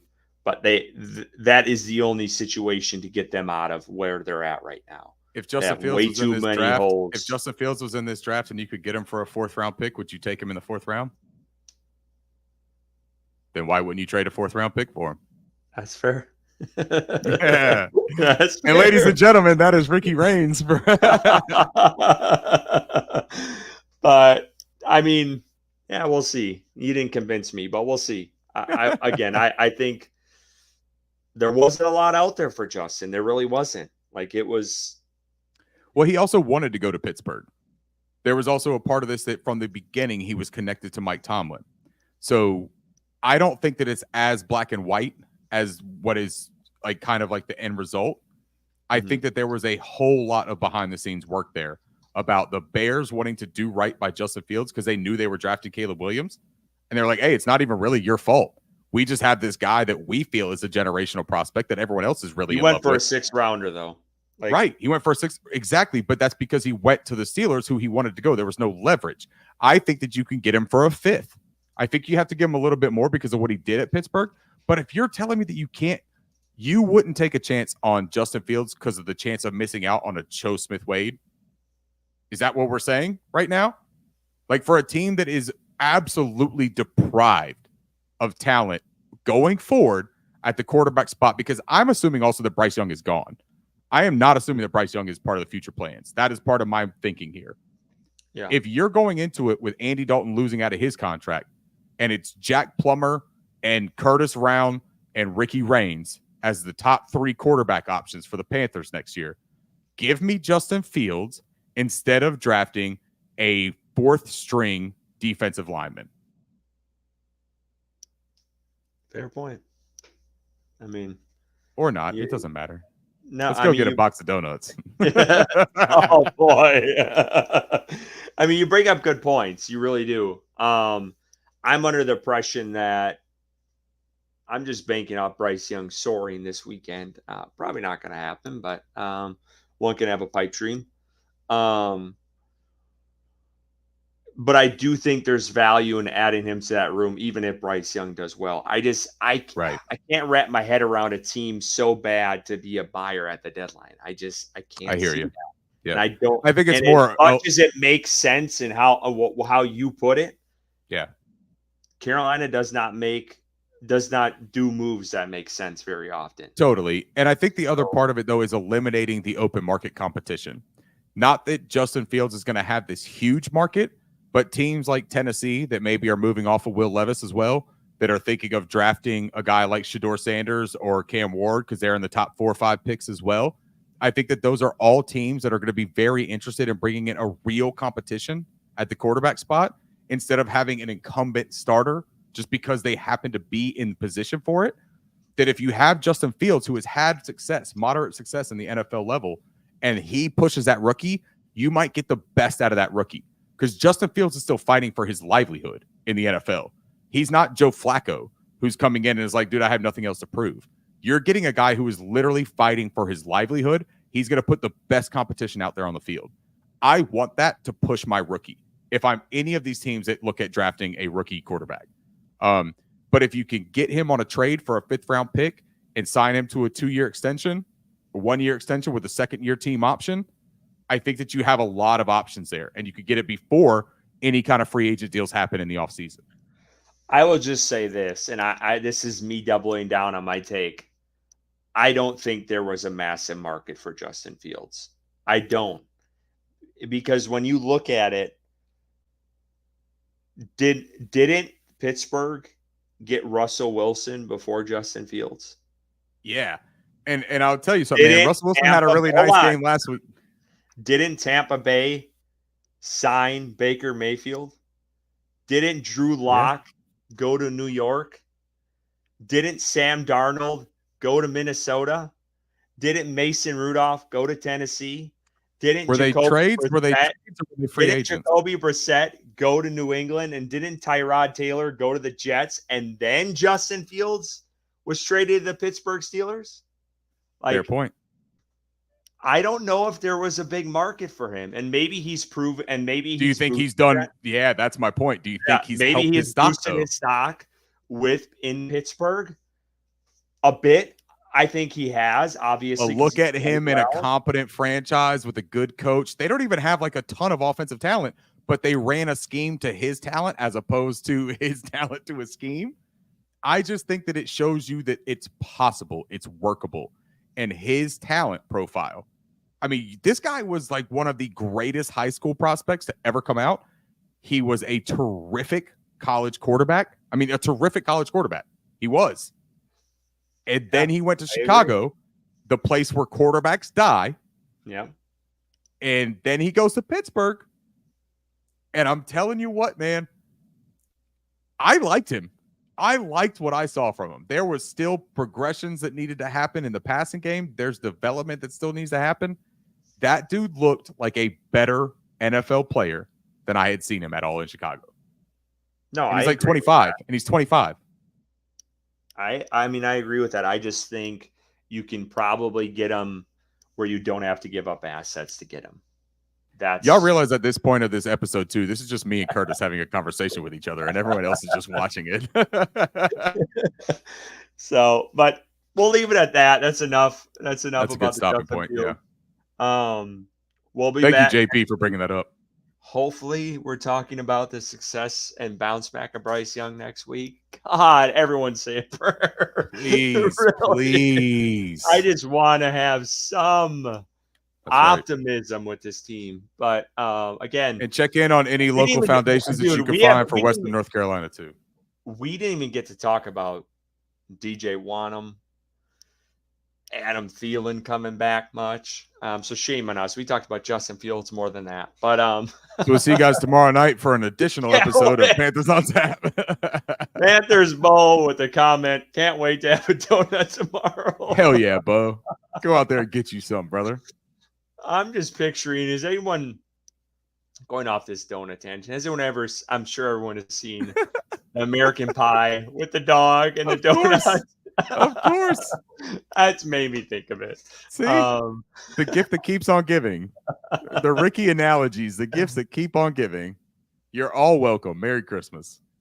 Well, we're going to leave it there. We do appreciate you guys tuning in to the Panthers on Tap podcast.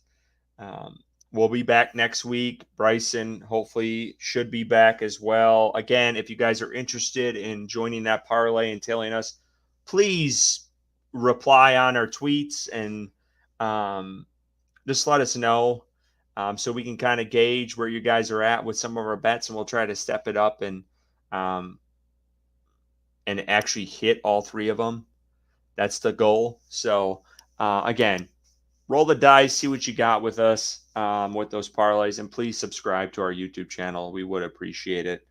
Um, and until next time, keep pounding, and we'll see you guys next week. Keep pounding. Good episode, Curtis.